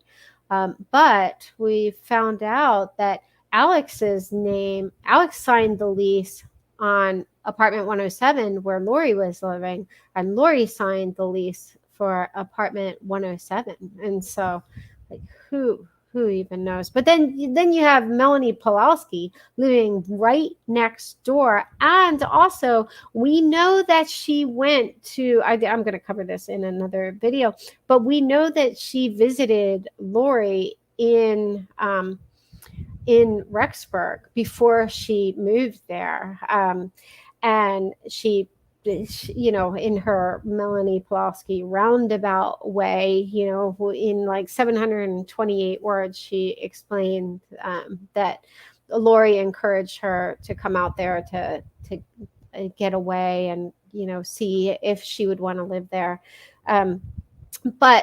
But I actually wonder if she was there when JJ was still alive, because if you watch the Dateline episode, or even if you just look at the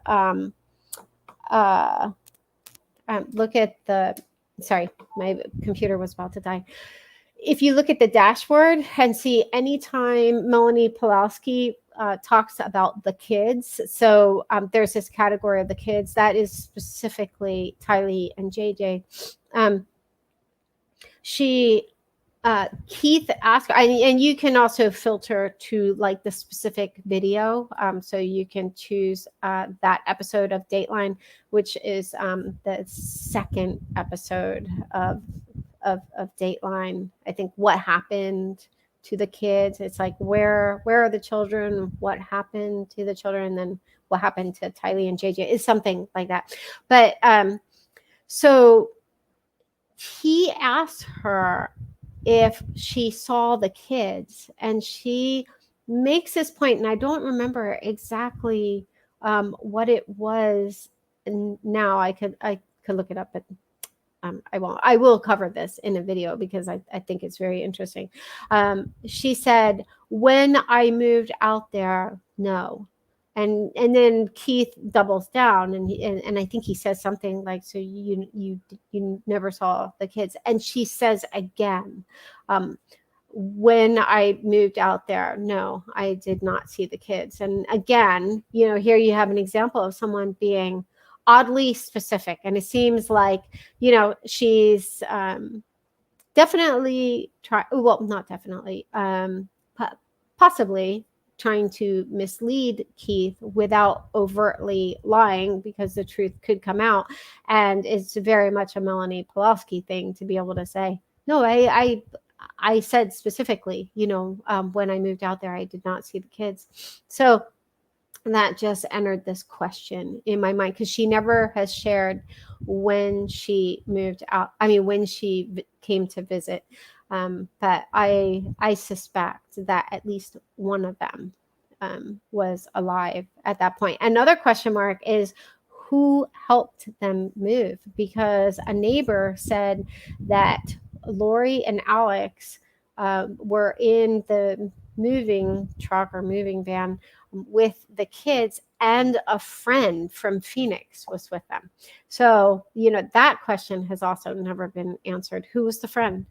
So, who knows? That could have been Melanie Pulaski.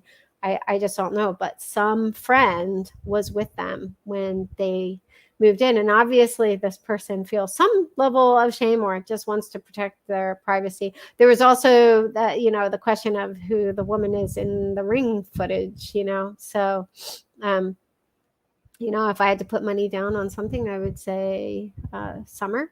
But, we don't know.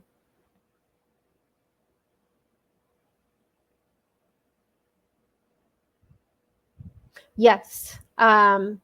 DC Vallows. Yeah. So I agree with you about Chad and the text to Tammy about raccoons and the burning tree limbs. Again, I'm knee deep in this stuff, and I think that these people are incredibly sick. I think he was experiencing an adrenaline high. Like if this had really pained him, he wouldn't have been texting Tammy about it, but it just seemed like, he was on like an adrenaline high and wanted to tell Tammy about the murder without tipping her off. And so, I think there's a possibility, even the reference to the raccoon, because someone who knew Tammy shared that that they had a problem with raccoons coming in and killing Tammy's chickens. So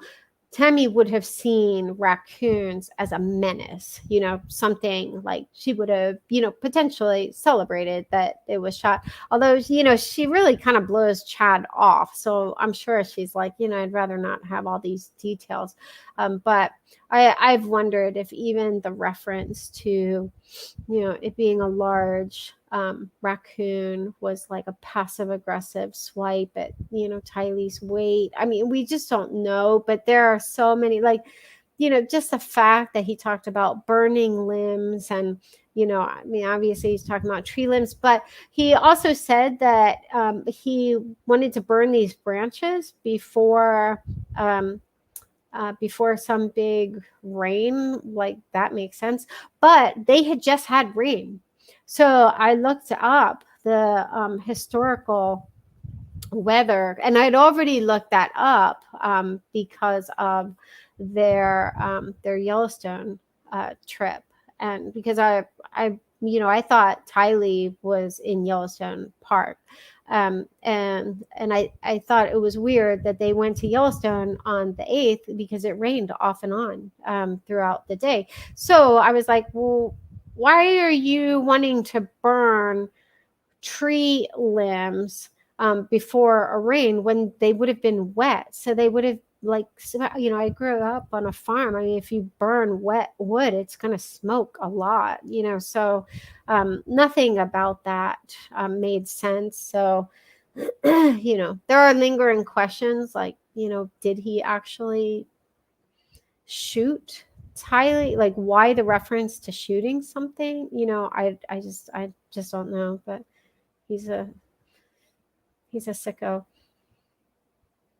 Yeah, he definitely dug the graves. I have to say though, I was absolutely shocked to find out that, here I was thinking, I mean, the one positive thing is I was thinking we were never going to get closure, that they were just, hundreds of miles of, wooded areas and, so many places. I mean, I live in New York City, like we have 2 rivers, and dumpsters. Like you don't have a lot of options to, just bury a body. But, where they live, there were so many places. And, I was absolutely shocked that he buried them in his backyard. Of course, then that also begs the question, what about the family members who were in that backyard knowing that there were 2 kids missing? It's not like there's just unmitigating snow, in the month of November. because I did look at the historical weather, and they would have seen, they would have thought back to the ground being, recently dug up, and one kid and I tried to dig a hole to China.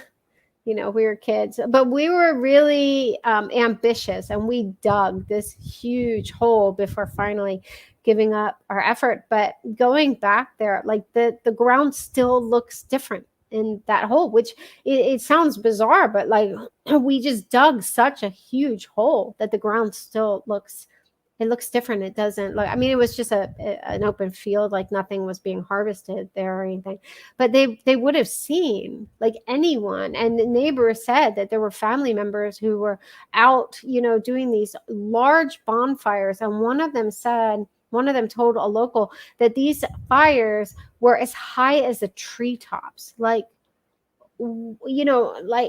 and there were times where there were family members, a lot of people in the backyard. And I'm just like, did they see human remains? Did they know? Like, did no one question, like, oh, my dad is a person of interest in, 2 missing kids, and there just happened to be 2 freshly dug, grave areas. Anyway, there's nowhere to go with it.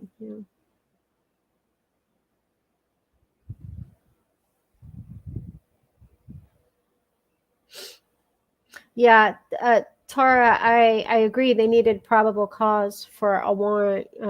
My issue is more with the family. I just think, like, I understand wanting to protect your own, but these were two missing kids. I don't know how, like, I don't know how you sleep at night. Yeah, I agree, Diane. Yeah. Oops, sorry, I bumped the microphone. When I was in high school, a friend of mine was messing around. I was in chemistry class, and a friend was messing with the Bunsen burner, and I had leaned over to take some notes, and she turned up the Bunsen burner, and it was the 80s. My hair was coated in Aquanet, and it was combustible. Like, my hair just went up in flames, and I had to get a short haircut. And I didn't talk to that friend for weeks. We recently, I think last year, argued about it on Facebook, but she was wrong. Anyway, but the smell of just burning hair, it was absolutely awful. It was just awful. And I've never smelled like what a decomposed body smelled like, because I'm not in the medical field, until I got a scent of it when I visited Lori, and she had taken the photo albums out of Joe's apartment. And these were the only family photo albums we had. For anyone who knows my story, we grew up in foster care, separate homes, and she wouldn't even let me take any of the pictures. But she pulls out these photo albums and opens them up, and she wants me to go through these photo albums and make notes for Tylee. But I was like, Tylee, I don't even know who these people are. Tylee's not going to care who these people are. She just walked away. And I tried to do it for, like, I made it maybe 10 minutes, and then the smell was just so overwhelming. And that was just from photo albums, 5 weeks, because I didn't know that Joe had died for 5 weeks. So this was 5 weeks after he died, and the smell was absolutely awful. And so I just can't imagine, like, did they dismember her? And if he was actually, incinerating Tylee as early as September, right after she was murdered, there would have been a lot of flesh. So I just don't, I don't, like, it wouldn't have been like bones, like the remains we saw from the aerial view when Nate Eaton was in the helicopter. So yeah, I can't imagine, I'm not saying that any of the neighbors knew something was up.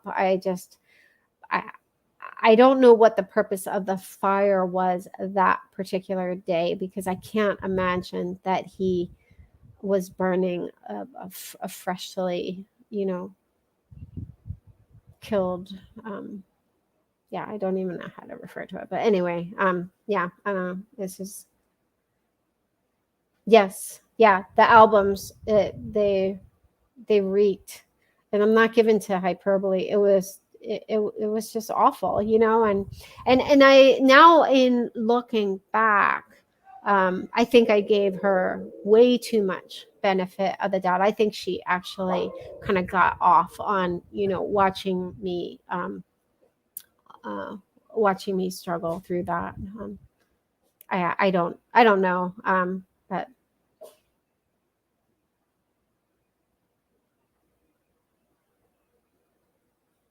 yeah, Vicky, I agree to an extent.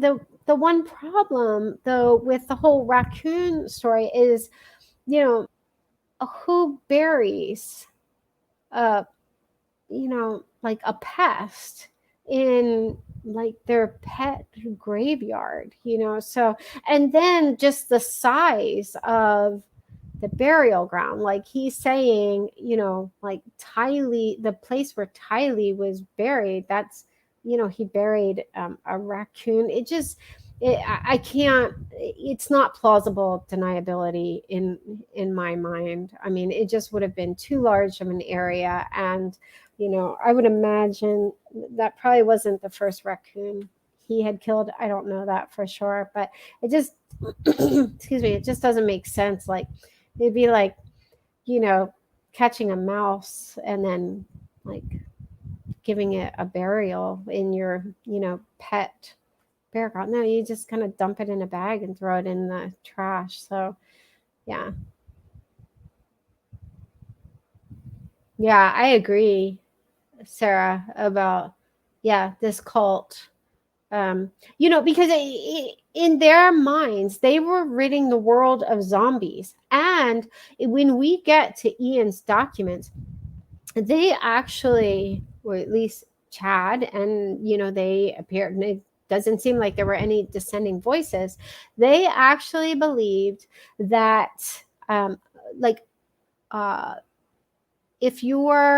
if some kind of traumatic experience happened and it like knocked your spirit out of your body, then you have like this, disembodied spirit, they call it. And that person, like in their minds, the person was still alive. Like Charles was still very much alive, but he had this, this disembodied spirit. Nick Schneider overtook him and was controlling him. And when you read the document, there's actually one point that is beyond the pale of ridiculous, where he actually talks about either I forget, he calls it either a something or a slug. Like he hadn't even nailed down, is it a slug that overtakes a person or this other thing? I forget what it was. It was equally gross. But like that's another way that a person can be like overtaken by demonic forces, because this slug enters you and then controls you, like Satan controls you through this slug. I mean, just crazy. But with a disembodied spirit, in their minds, the person was caught in limbo until their body was destroyed, and then that's the only way they could move on to their next probation or life. So in their minds, they justified it as like an act of mercy to, push the person along to their next life. Now, I don't actually, I personally, I don't think that they all believed this stuff. I think Melanie Gibb was living vicariously through them. I think she, kind of felt like, wow, all these, things are happening, but she didn't really have any responsibility because she wasn't the person digging the grave or, doing whatever they did to kill these people. But even just like what she had told Keith Morrison, like, like her reaction to Charles being shot, you know, like the fact that she doesn't ever express outrage, and she also never shows like any kind of like remorse or emotion, but she talks about how like she didn't know he was going to be shot. She just thought that they would say a prayer and his spirit would leave and his body would just die. And you know, and then says something about, so I didn't see that coming. But I'm like listening to this going, wait, no, that's not normal. That's not normal. It wouldn't be normal to even pray that your friend's spouse would die. But then to use that as a justification, like, whoa, no one said anything about shooting. I thought we were just going to say a prayer and, you know, his spirit would leave and then his body would die. I mean, so yeah, I do think that, you know, I think on some level these victims were trophies. Yeah, Jennifer, Melanie Fib or Melanie Glib. You know, someone had said, oh, you know, she's so glib, and she was renamed Melanie Glib.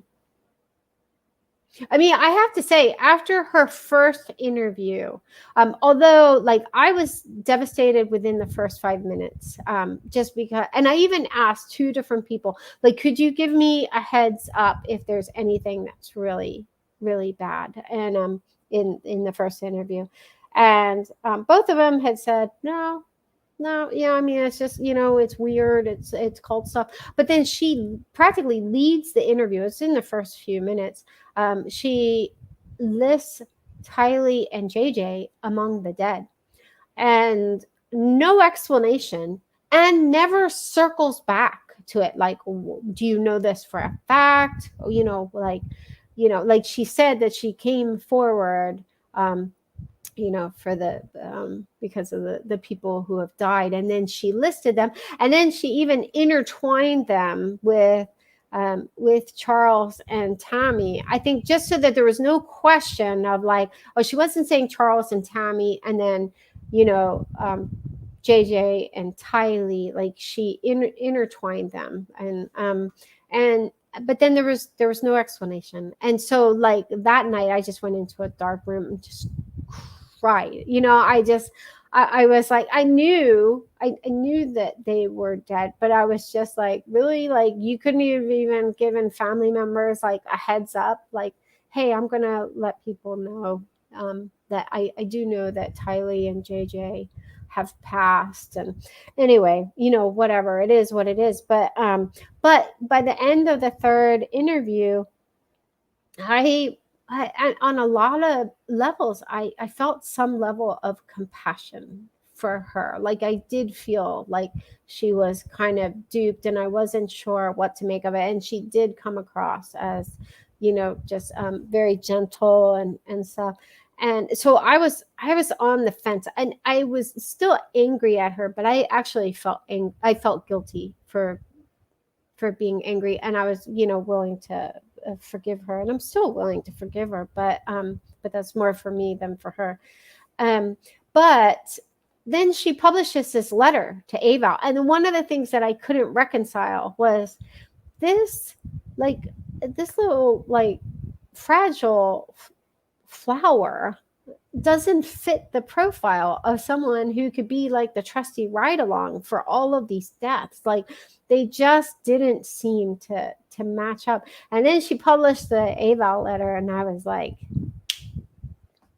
I think this is the real Melanie. And even then, you know, her teaming up with David Warwick, you know, I think his presentation at the hearing was contrived. You know, he kind of comes across like he can't figure out which way is north.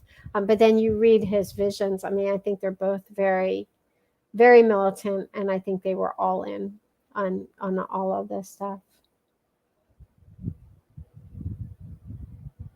Yeah, exactly, Sarah. And even the fact that she said something, you know, because I published that openish letter to her. I was furious. But I still went over that letter several times, like to, you know, take out like stuff that kind of made fun of her and stuff.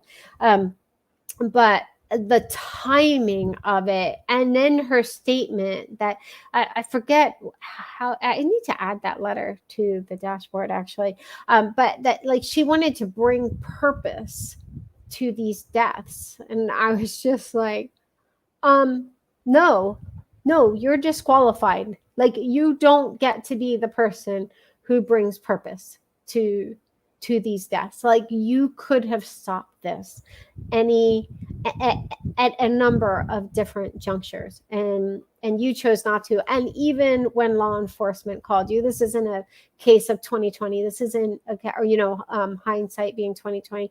This isn't a case of someone just being naive or, you know, due to, like, you get a call from law enforcement about a special needs child who's missing.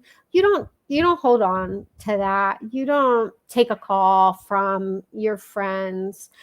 You don't receive accolades afterwards for refusing to lie to law enforcement, you know, and you don't like say things like, you know, like what she said to Nate Eaton when he asked her about having an attorney. You know, why would I need an attorney when God is on my side? And we know from an article back in February that she did have an attorney. And so it's like, well, what happened between February and May that made you now feel that you didn't need an attorney and you could speak openly?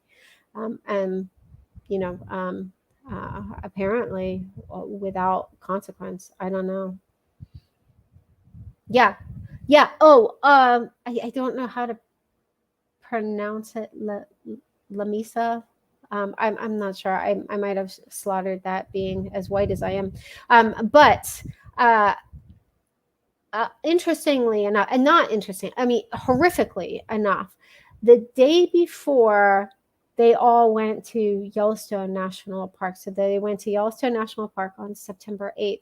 The day before, Melanie and Lori published a podcast that was, I forget the title of it now, but it was, what is the baptism of fire? I mean, so like they published this podcast on September 7th. That doesn't necessarily mean that they recorded it on September 7th, but they, you know, said it live.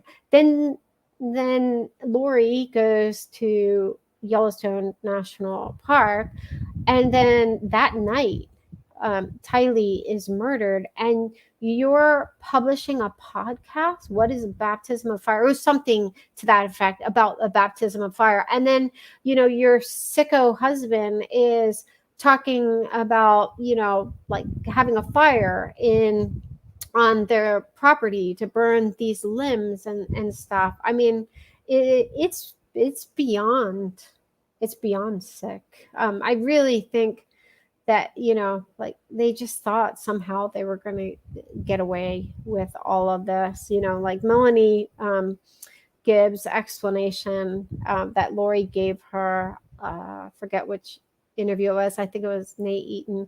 But she talked about how, like, you know, they just all thought that there were going to be like all these natural disasters. And you see that even in David Warwick's writings, you know, I mean, it's like everything is doom and gloom, and there are rocks falling, and, you know, Californians trying to eat you. And, you know, I mean, like really, really crazy stuff, you know, their what they envision of the end times.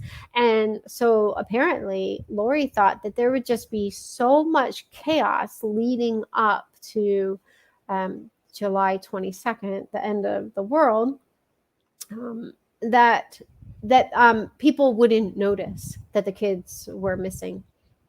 I mean, if that's true, that's just unbelievably just sick. You know, because I kept wondering, like, what's their end game? You know, when I saw them off in Hawaii, I was like, I mean, it's not like you can't prosecute someone based on circumstantial evidence, you know? So, yeah, Yeah, Jessica. Yeah, it was definitely something about baptism of fire.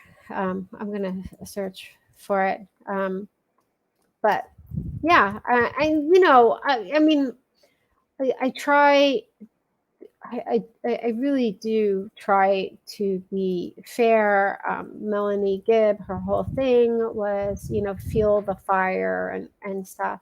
But no, I believe that Tylee's murder was very much planned. I mean, they rolled into Rexburg September 1st. She was killed by the 9th, in the middle of the night. So, I mean, she was killed only like a week after rolling into town. I mean, knowing what I know of Lori, she basically kept Tylee around to help unpack and set up, and then, then she was gone. Yeah, I do believe that they will be held accountable, even if it's just in a helter-skelter kind of way, conspiracy to commit murder. And I just think, like, all of this cult stuff, I mean, I think all this whole thing just distills down to sex and money. That's it. I mean, I think they just told each other whatever they all needed to hear, and they got off on feeling like, I mean, I think a lot of these people who are kind of in these kind of extreme groups, there seems to be a profile, like middle-aged white people who are experiencing some level of discontentment with their life, and and I don't begrudge someone wanting to, like, look forward to an afterlife or anything like that, anything like what people's religious beliefs, but this is just next level. Like, no, they wanted to be at the forefront. They wanted to be, like, I think in Lori's mind, I think she just wanted to be like the LDS equivalent of Joan of Arc. And even all these, like, multiple probations, I'm like, Melanie Pawlowski supposedly had been Jesus' niece. Lori was married to Moroni, if I'm pronouncing that correctly, at least twice, and all, like, it was like Tammy. They said that Tammy had been married to, I think, James the Just or John the Beloved, I think. But I'm like, why is no one ever, like, no one was like, married to the peddler, or I mean, it's like, these delusions of grandeur are, like, embarrassing. But I think it's just kind of one of those cases where no one ever thought that this would come out into the light. Like, they just all thought that they, these were all their little secrets, and they would just, I don't know, somehow get to pull this off and stay loyal to each other because of some grander purpose that they were part of. Who knows? Yes, absolutely, Kitty, I agree. Yes, I do believe that there will be justice. I mean, the coin toss is with Joe, but I haven't given up hope, not because I have any kind of confidence in the Phoenix area law enforcement, and I really don't have an axe to grind with law enforcement. Largely, I'm very supportive of law enforcement, but yeah, I there's something up with law enforcement in the Phoenix area, because at this point, to have all of these deaths, if they're still of the persuasion, like, no, he died of a heart attack, even though, like, there was a very, very preliminary autopsy performed on my brother, and the person got his height and his body type totally wrong. He was decomposed, but I mean, obviously, this is what, when they say this was just like an external examination, they're not kidding. I mean, because, how do you say someone's, I think they said he was 5'11", I think he was 5'9", and they said he was heavy set. And my brother was very physically fit, right up to the end. Like he had, and to my knowledge, he had never had a weight issue. That's a good question about if these people remember being married to these biblical figures. I don't know. I don't know if it's like one of those things where like they feel like they just have revelation about this. That's what I would kind of lean toward, but who even knows? I mean, it's crazy, and they're all trying to distance themselves from it, and in my opinion, they end up looking even more ridiculous. Just trying to come up with enough explanations for, I mean, again, this just isn't a case of hindsight being 2020, but and I thought back to even like Tylee, Lori saying that I'm saying a lot, but Lori saying that Tylee was at BYU. If Tylee had gotten into BYU at 16 with a GED, Lori is such a cheerleader. Like, she was literally a cheerleader in high school, but her personality is very much a cheerleader. And I actually mean that sincerely.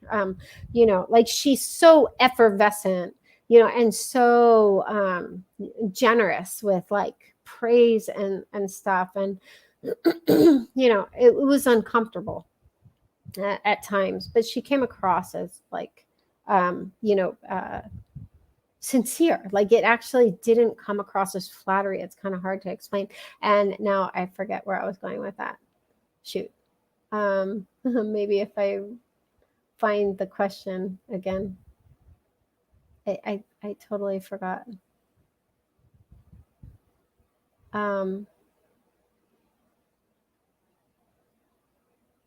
Yeah. I forget. If it comes to me, I'll chase it down. Someone asked if Charles was much shorter than Alex. Yes. I don't know. My memory is that I think Charles was probably around 5'10". And we know that Alex was 6'1". Chad claimed to be 6'3", but we found out, and he even lied about that. He was 6'2". He might have at one point in his life been 6'3". I guess being translated can be rough on the system. So I saw the question, was Joe LDS? He converted to marry Lori when they divorced. I don't think he. I don't think he stuck with it. I think he really just kind of became LDS for Lori's sake. But I do, when I hung out with them shortly after they were married, so Lori was pregnant with Tylee. I could see again, and I don't say this out of self-pity. I'm actually very, very proud to overcome the past that I overcame and that Joe overcame. But having grown up in foster care and in the early days of foster care, so there was really there were no services. It didn't matter what we experienced. Like, there were no like counseling services or anything like that, and we were just totally disjointed. We saw each other twice a year for a couple hours in visitation with our biological mother and a week with our dad. So that was, and then Joe was 9 years older than I was. So, I was the baby of 5. So we were largely strangers. So having laid that foundation, I think that Joe was very attracted to, one, the whole family element, and then like being part of the Cox family. Like that first time when I went out there, excuse me, like he loved being part of this community, and he talked about, these guys, and they meet up to talk about business and excuse me, things like that. And he really enjoyed being part of like this kind of big family, and knowing that, his daughter, they knew they were having a girl when I was out there, was going to grow up with like cousins and aunts and uncles, and they all lived close by. I mean, because when they lived in Austin, a bunch of the family members all lived in that area, and then they all kind of migrated to Arizona. So yeah, yeah. So so I think there were parts of it that were very attractive to him, but he had never been a religious person before that.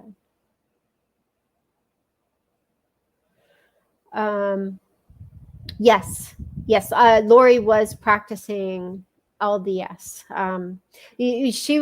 She was always very committed to her faith. She always spoke openly about her faith. I don't. So they were really committed, and they were really locked in. And in fact, the last time I went out there, Barry and Janice were really trying to evangelize me to the LDS faith. Like they were pushing harder than they had ever done before. Like telling me about the temple, like near my home, and how beautiful it was, and stuff like that. They were very kind. I have nothing. I mean, they were very, very kind to me and to my kids. But they were very committed. They liked being, kind of an integral part. So I'm sure it's very difficult for Barry and Janice to, I would imagine they feel, at least to some degree, like a pariah in the community. I don't know how involved they are in their their new home. I think they're in St. George. But yeah, but then like they didn't dress like particularly modestly or anything like that, so like Lori I don't think I ever heard her curse.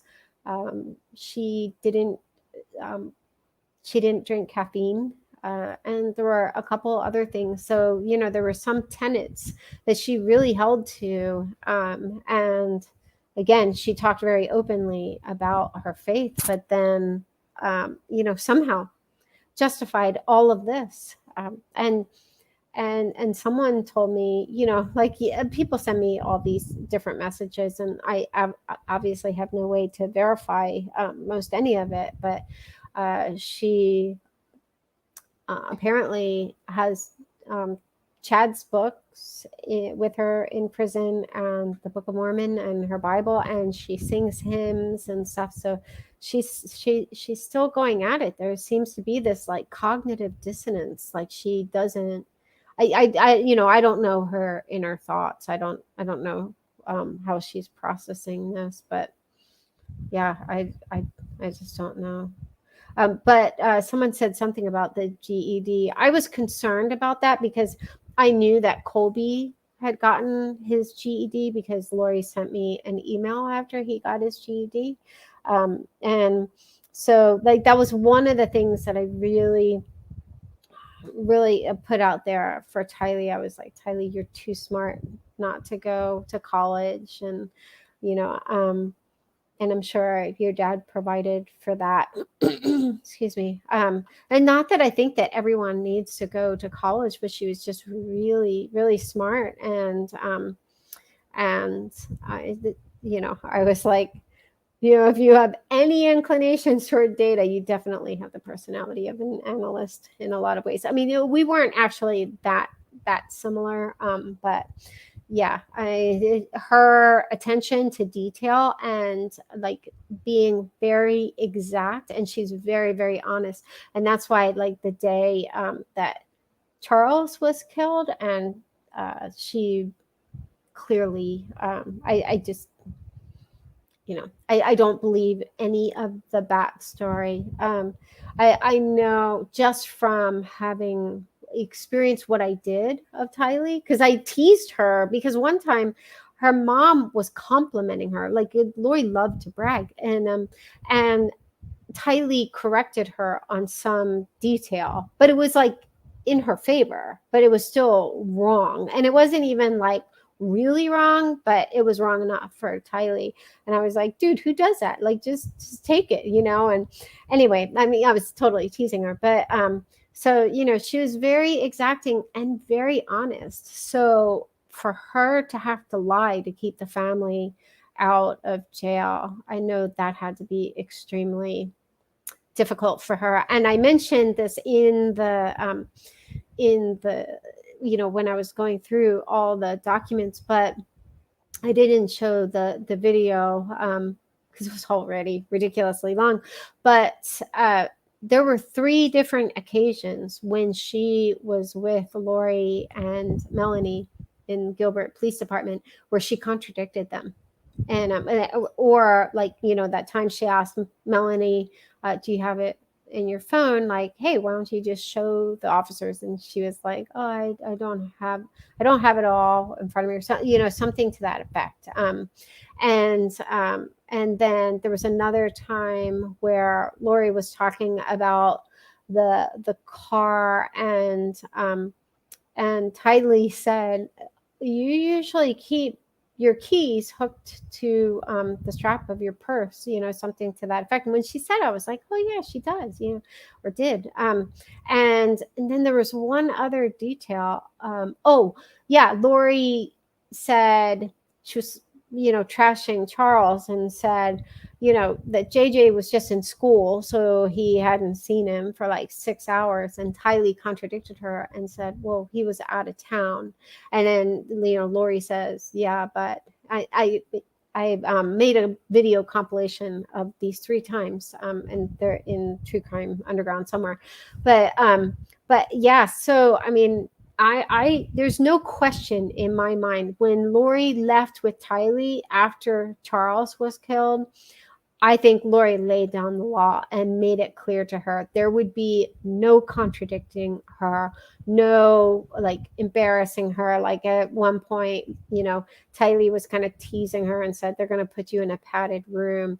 I mean, but the presentation of Tylee the day Charles was killed was very, very different. And she was shut down even in Gilbert Police Department, but she was still that I was like, that's the Tylee I saw, being like, it's like she's not even doing it just to like embarrass someone. It's like it was almost like a compulsion, like to just correct people on details, at times really to a point of being pedantic almost. But I read through her statement. It's in the dashboard if you want to read it. It's in the documents dashboard. But like Lori's statement is all over the place. Like I look forward to covering that. It is batshit crazy. But Tylee, she's very non-specific. She says she, comes out with a bat, but then when asked like what they were arguing about, she said she didn't hear anything, and like, she didn't hear anything specific. And so then, you can tell she's like she was trying to give the minimum amount of information because I believe it really pained her to have to lie.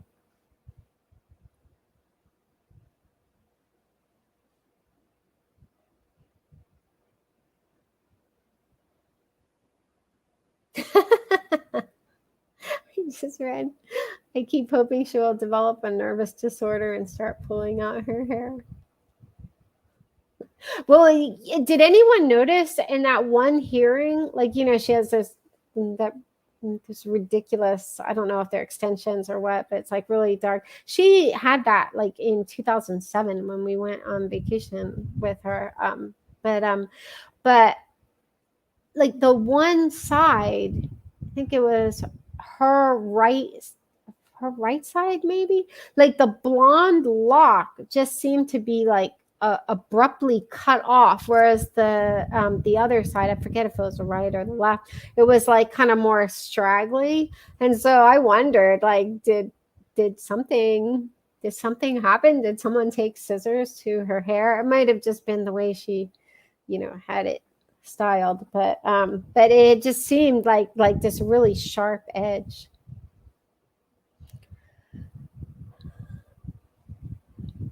That's a total IE hair. I don't know what that is.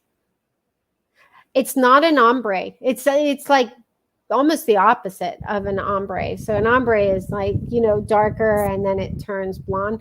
Hers is like blonde on the top, and then she has like this dark, really dark brown, and it's dyed dark. Her hair isn't that dark naturally, but it's dyed this like really dark brown underneath. So like if she pulls it in a ponytail, it's like dark underneath and light on top. It was really big in, I think, like the early 2000s or something.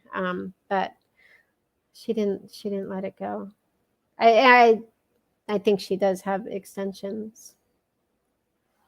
Oh, Inland Empire. Huh, I'll have to look that up. You're saying. Thank you, Tara. Yeah, I mean, there have definitely been times where this case has it is challenged of my sanity. Yeah, just because it's just so dark. Like there are times, I live in New York City, and there are times I would just be, especially when it was like in the news constantly, I would just be like walking by a newsstand and something would catch my eye, and it would be my family on the cover of some magazine or newspaper. It's the most surreal thing, just to, yeah, it's, yeah. 2 brown sloths resting on either arm. That's a good description of it. Yeah, she's definitely missing her face products. I had no idea. Okay, so I was called young man till 9th grade. I was a total tomboy. I was a jock. My oldest daughter was like born a princess, and now she's a vintage hair and makeup stylist here in the city. So a lot of these things, like I just don't notice, but I had no idea. I just thought like, wow, she has a really, really, like, I mean, obviously she was in amazing shape. She was really mad because we went to a gym together because Colby was a personal trainer, and so he did a session with her, and she was angry that I was stronger, but she had like the amazingly slender physique. I'm a competitive paddler, so it didn't go over well that Colby was teasing her. But anyway, so all that to say, I just thought like she was naturally, just really young looking, and she was always beautiful. And so like when I started to see her face melt, I was just like, oh my gosh, I had no idea she, used she used fillers. So anyway, I was like, well, that's the case for I will never use Botox. I mean, if that's what it does. And my daughter explained that like if you get Botox injections and you don't keep them up, it actually causes the muscles to weaken in your face, and that's what kind of gives that sunken impression. But yeah, Vivian, she has an unusual walk, but she has an unusual gait. But no, she yeah, it's just not one of those. Yeah, it's just not like my highest priority. But she also was a stay-at-home mom and could spend significant time at the gym. So I mean, no disrespect to stay-at-home moms, but even when she was, she spent a lot of time like hanging out with her family and stuff like that. But yeah, I'm like, especially if like I knew there was any chance I could potentially go to jail, I'd like have all my extensions taken out. I'd, make sure I like, yeah, there's just, I definitely wouldn't renew my Botox injections.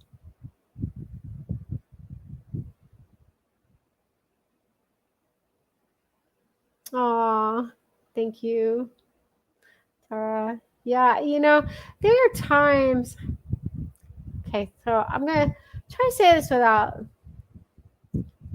without getting too emotional, but like at different times when this process has been really tough, or like I know early on when I was like when I wrote the open letter to Melanie Gibb, there was quite a bit of pushback from people who thought I was being too harsh, and I was actually pretty kind in the letter, but made some strong points. But there have definitely been a lot of times where I've had to think, like when I think about Tylee and Joe, I mean they were both tough cookies. Like they were both super straight shooters, no BS. And I really, and I'm not trying to be, cloying or, having a hallmark moment here, but when I assess what I'm doing,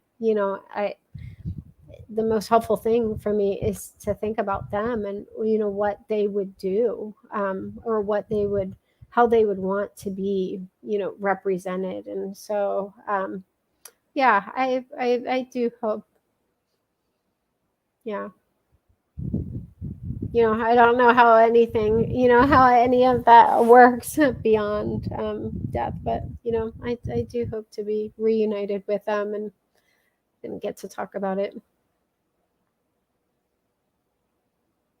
And if for no other reason, I hope that there's a day where like we actually find out the full truth of everything that happened.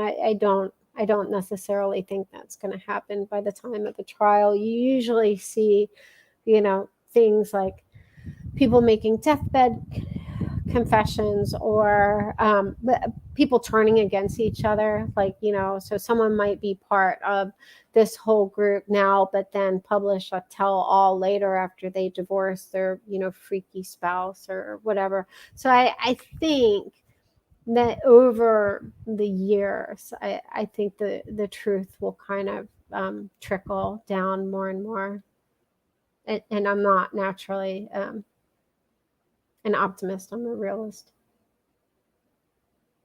Yeah, I do. I do agree that Joe and Tylee are together and Charles is with JJ. That is a source of consolation. I'm so angry because they should have been together here, but yeah.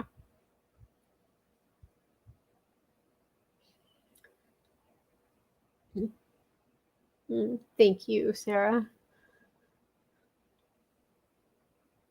I really, I mean, I'm repeating myself now, but I do hope that law enforcement, I mean, I just think that there's so much potential here to actually not, again, not that I have delusions of grandeur, not that I did this for, any kind of recognition. I mean, it is totally grassroots. There are things that I've done manually that could be done, programmatically. And and I even bought all of Chad Daybell's books in hopes that somehow I would get access to IBM's Watson and just send them all through Watson's machine learning program, just to find out trends and things that this guy focuses on and stuff like that. I still hope to be able to do that one day. Thank you.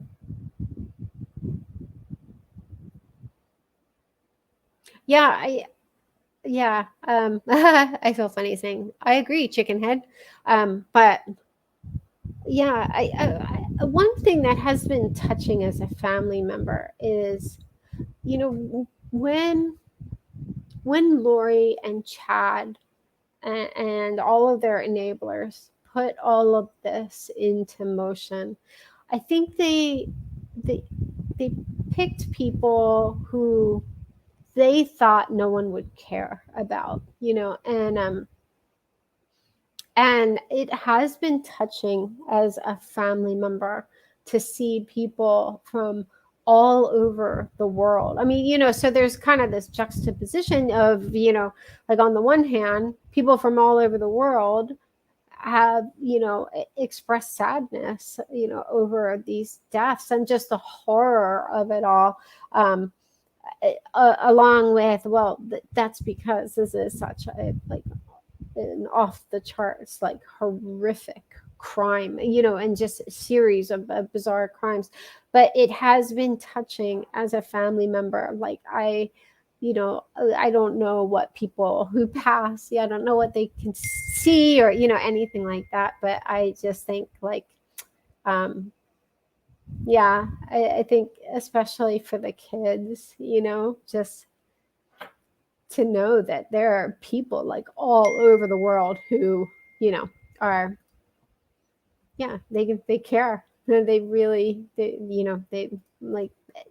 people from all over the world have been, absolutely heartsick over these crimes. So, yeah.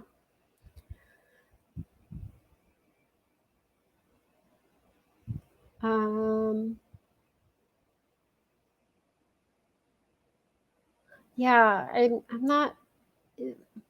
Their remains are being held somewhere. I'm not sure. I'm able to say. That sounds so douchey. I do know where they're being held, though.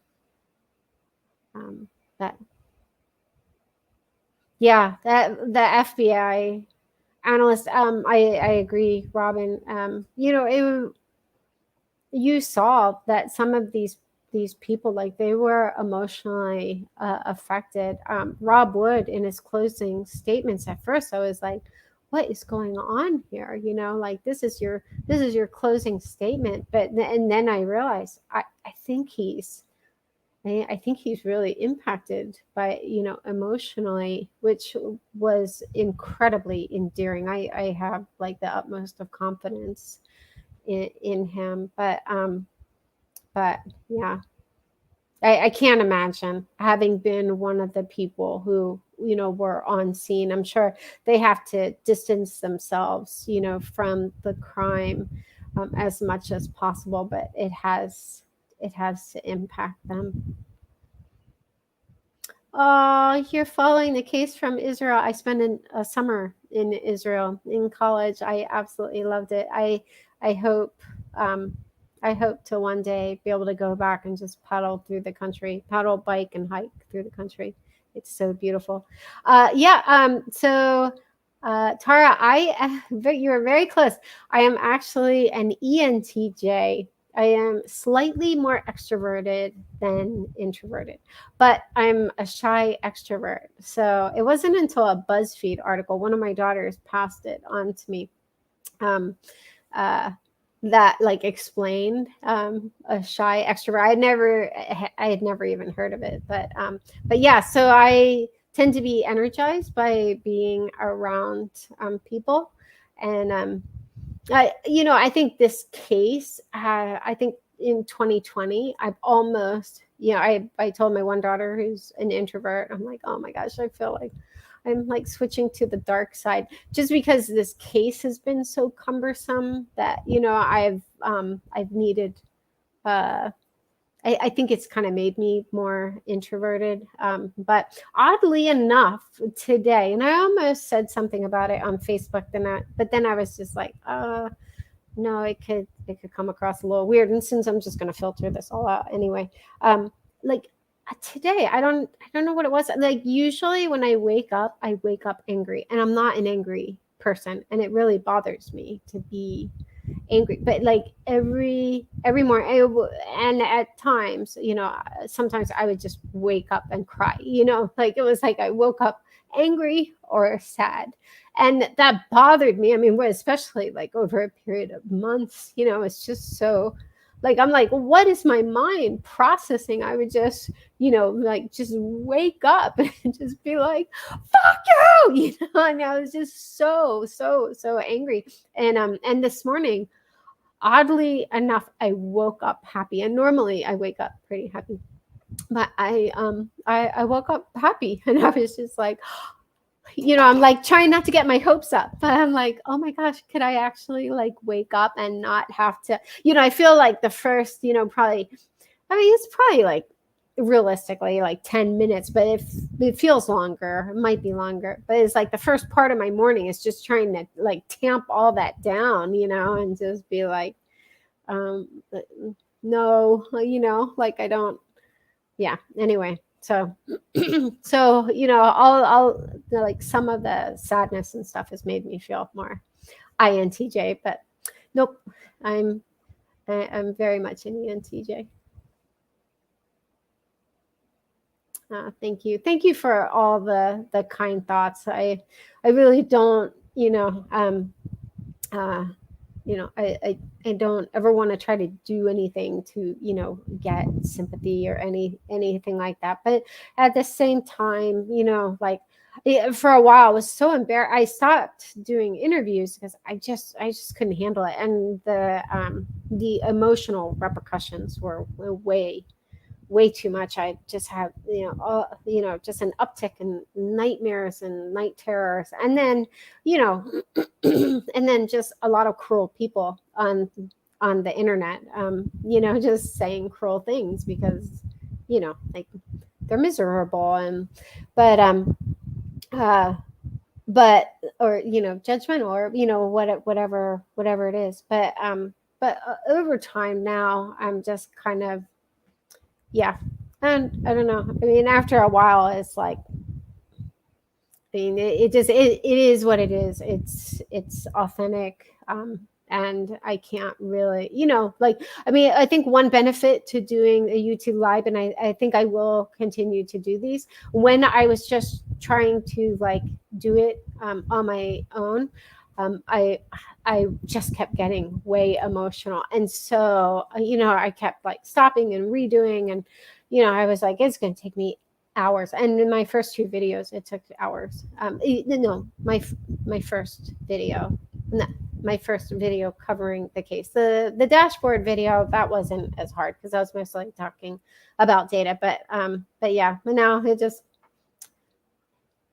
it is what it is. It's just a sad case. But for a while, I was so embarrassed, like in these interviews. I mean, it was just like I was the one who, was like always falling apart.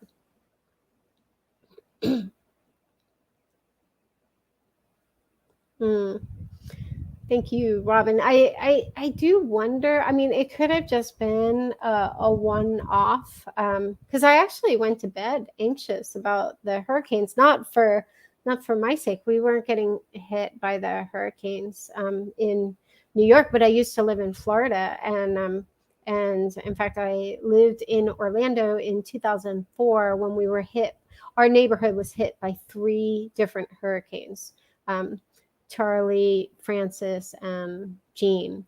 And so by the end, like our neighborhood was just trash, just blue tarps on all the roofs and stuff, so I was very, I went to bed kind of anxious and concerned for the people who were going to be hit, and seeing St. Charles, like, right. It was like, you just saw, anytime you looked at the path for the hurricane, there was St. Charles. And I think I had heard of St. Charles maybe once or twice before, Kay and Larry. So, so I went to bed kind of worried for them and for everyone who, was going to be impacted and some of the things they were predicting. So it was kind of weird that, like, this morning, it was like I just woke up and I was happy. So, but I do wonder if it's partly because of the YouTube live, like maybe it just kind of helped me, regain some of that, like, sense of power or something. And then everything went to crap with my laptop. And I am such a planner. I had every tab like all prepared and stuff, but I had bought a new laptop because like the sound quality was so bad in my first 2 videos because it just couldn't handle it. And I even ran a test. I ran 2 different tests with the tool that I'm using for the live stream and stuff. So I don't know what happened. I don't know why. But when I saw that it said like Chrome needs to restart, I was just like, I think by the end I had like 29 tabs, and I was just like, but anyway, so yeah.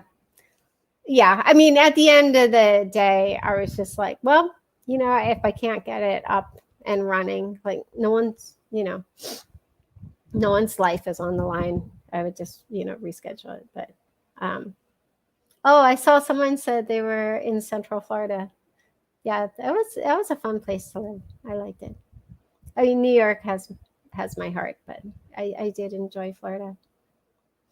Thank you, Robin. It was very sweet. I was just like, never let them see sweat. Thank you, D. Adams. I appreciate that. Yeah, one of the highlights for me was someone. This is gonna sound like a humble brag, but it's late, and I fired my internal editor, but someone left a comment on I think it was the video where I explained how to use the dashboard, and she said that she was, I think, a criminal analyst, and I forget the compliment that she gave, like if it was like she hadn't seen anything quite like this, or something to that effect, that it was just kind of like next level. But the fact that she was a criminal analyst, I was like, yeah, right. But I mean, it's really it's just data. Like I work mostly with marketing data, websites and stuff like that, so I'm usually like more focused on creating sexy charts and things like that. I've never done anything like this, but once I figured out like how I could structure the data, and then I started coming up with like more and more kind of different like data points. I mean, I really mostly wanted to know like what the minute marker was, so that when I found something I could go right to it, but then it just kept growing. It was like, oh, well then we can also capture who's speaking. No, we can capture who they're talking about, and all of these different things. But so it ended up being a pretty big database. Do you ever watch Profiling Evil? No, I haven't ever watched that. I really like there used to be a show, I forget what it was called, but it was about like the formation of the profiling unit with the FBI. I'm sure someone will know what I'm talking about, but like that was one of my favorite shows. But But no, profiling evil. I haven't seen that one. Oh, what network is it on?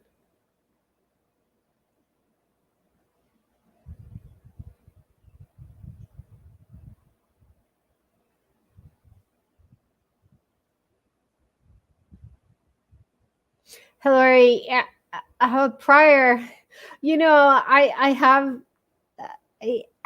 he's just so, he's so unlikable.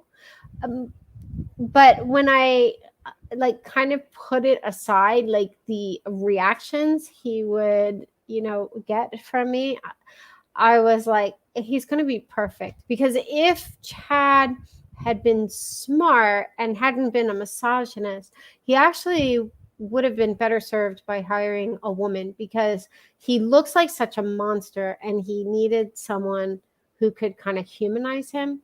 And instead, he went with an attorney who was, who like apparently raped a 19-year-old girl, and and he just comes across as like irascible and like lowbrow, like that uncle that shows up drunk at your family reunion and everyone just kind of like works around them or something. That might just be Irish families, I don't know. But yeah, he's so unlikable that I think it's going to make for really difficult like watching, with these trials. But I think it's so perfect, because I think he is going to dehumanize Chad even more. So I think in the end, he's going to serve the case. One of my concerns was that the courthouse really needs to get their technical issues down, because this case could be negatively impacted by the little games they played. Like, for example, they had microphones that they're called unidirectional. That's why the judge kept saying, if you could like, point it toward your chin and point it up and speak into the mic. He had to ask them. I knew by him asking them to do that it was a unidirectional microphone. So you have to be right in front of the microphone for it to pick up the sound. So Pryor was playing these stupid games where he's like leaning away from the microphone and doing all this stuff. And then, I don't know that I believe that.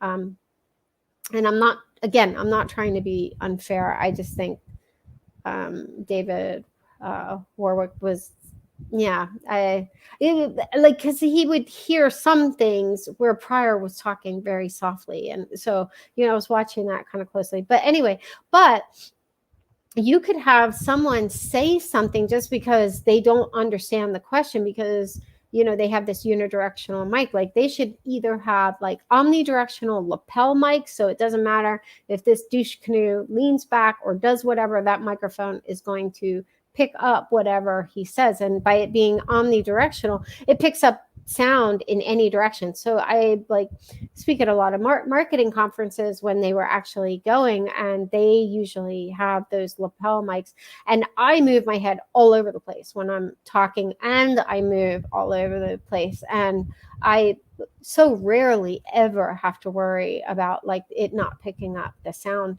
And then, they showed something, I forget what it was, but like the sound was like so poor. It was such poor quality. And there's literally like a free sound app called Audacity. And I'm not even a sound technician. And I was like, oh, come on, Wood. Like, I could take that file and, it was too low. And you just couldn't hear it. It was very, very difficult to hear. But, if something like that happens with a jury, then that could be really problematic. So I thought it was kind of sweet that the judge was like, would you mind if I took this file and kind of, I think, like cleaned it up or something like that. But like the change is so simple. Like all anyone would have to do is bring that file into this free audio editor and turn up the gain. That's it. Boom. The problem would be solved, and they would be able to hear it no problem throughout the courtroom. So if we're still pounded by COVID, in 19. I really, really hope they, or whatever venue they're in, if they switch venues, that they have this this technical issue down.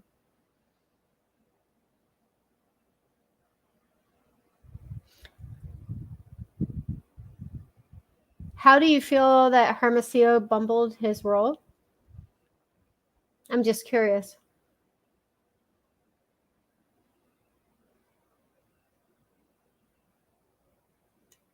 You know, he's the one who tailed Lori the month of November, but then they left for their honeymoon. So I think he probably only ended up tailing her half the month.